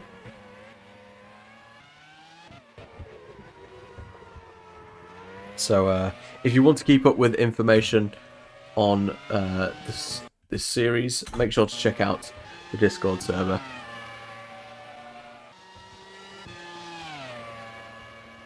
like to do it with F1 2005 cars just to hear the sounds. That's fair, yeah. Well, it's been decent, thanks for asking. No worries. That's good to hear. Well, Jeffrey, also known as Jeffrey Games, is also a genius, really. He's done a brilliant job with the engine sounds, because these are not base game. He's done a brilliant job of actually porting a lot of the engine sounds from a set of course into F1 Challenge. It makes it, like, F1 Challenge a whole new game, essentially. Brings a whole much more realism and life into the game, in my opinion.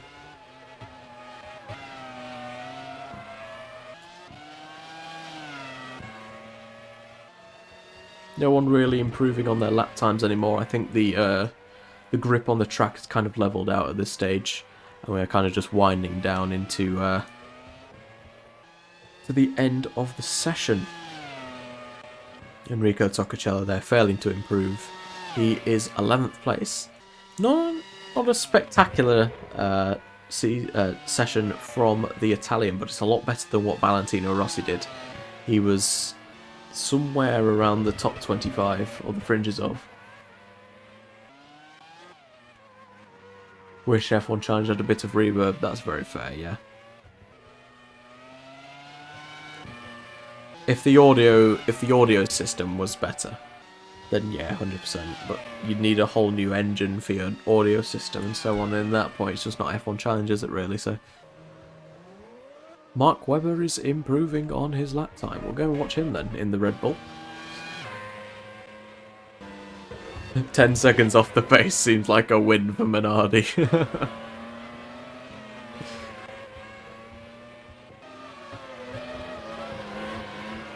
Well, I don't know what to think about Villeneuve, because it was 4th in the first day, 22nd in the second day, and 5th in the third day. So honestly, not a clue where Villeneuve actually is in terms of pace.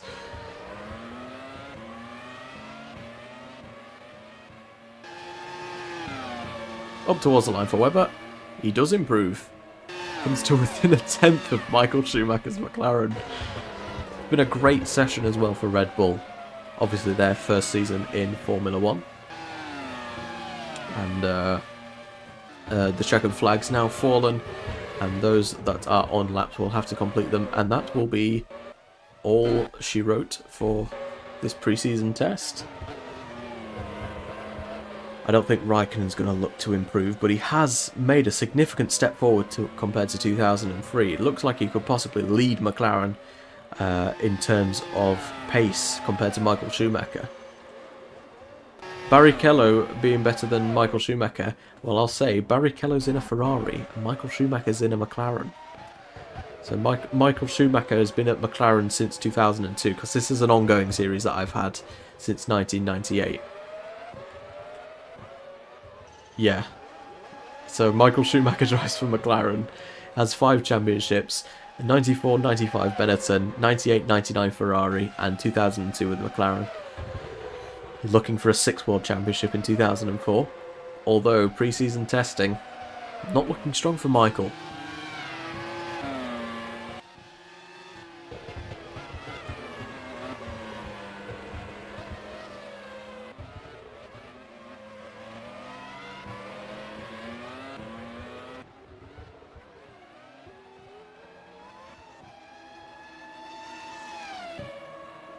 Friesaka failing to improve there, just under 6 seconds off the pace as we just wait for a few more of the stragglers to pit in. I hope you have all enjoyed this the stream, the first stream of, well, it's technically a new series to the stream, so a new streaming series, I guess. 2001 Portugal stream, that would have been, yeah, that would have been crazy.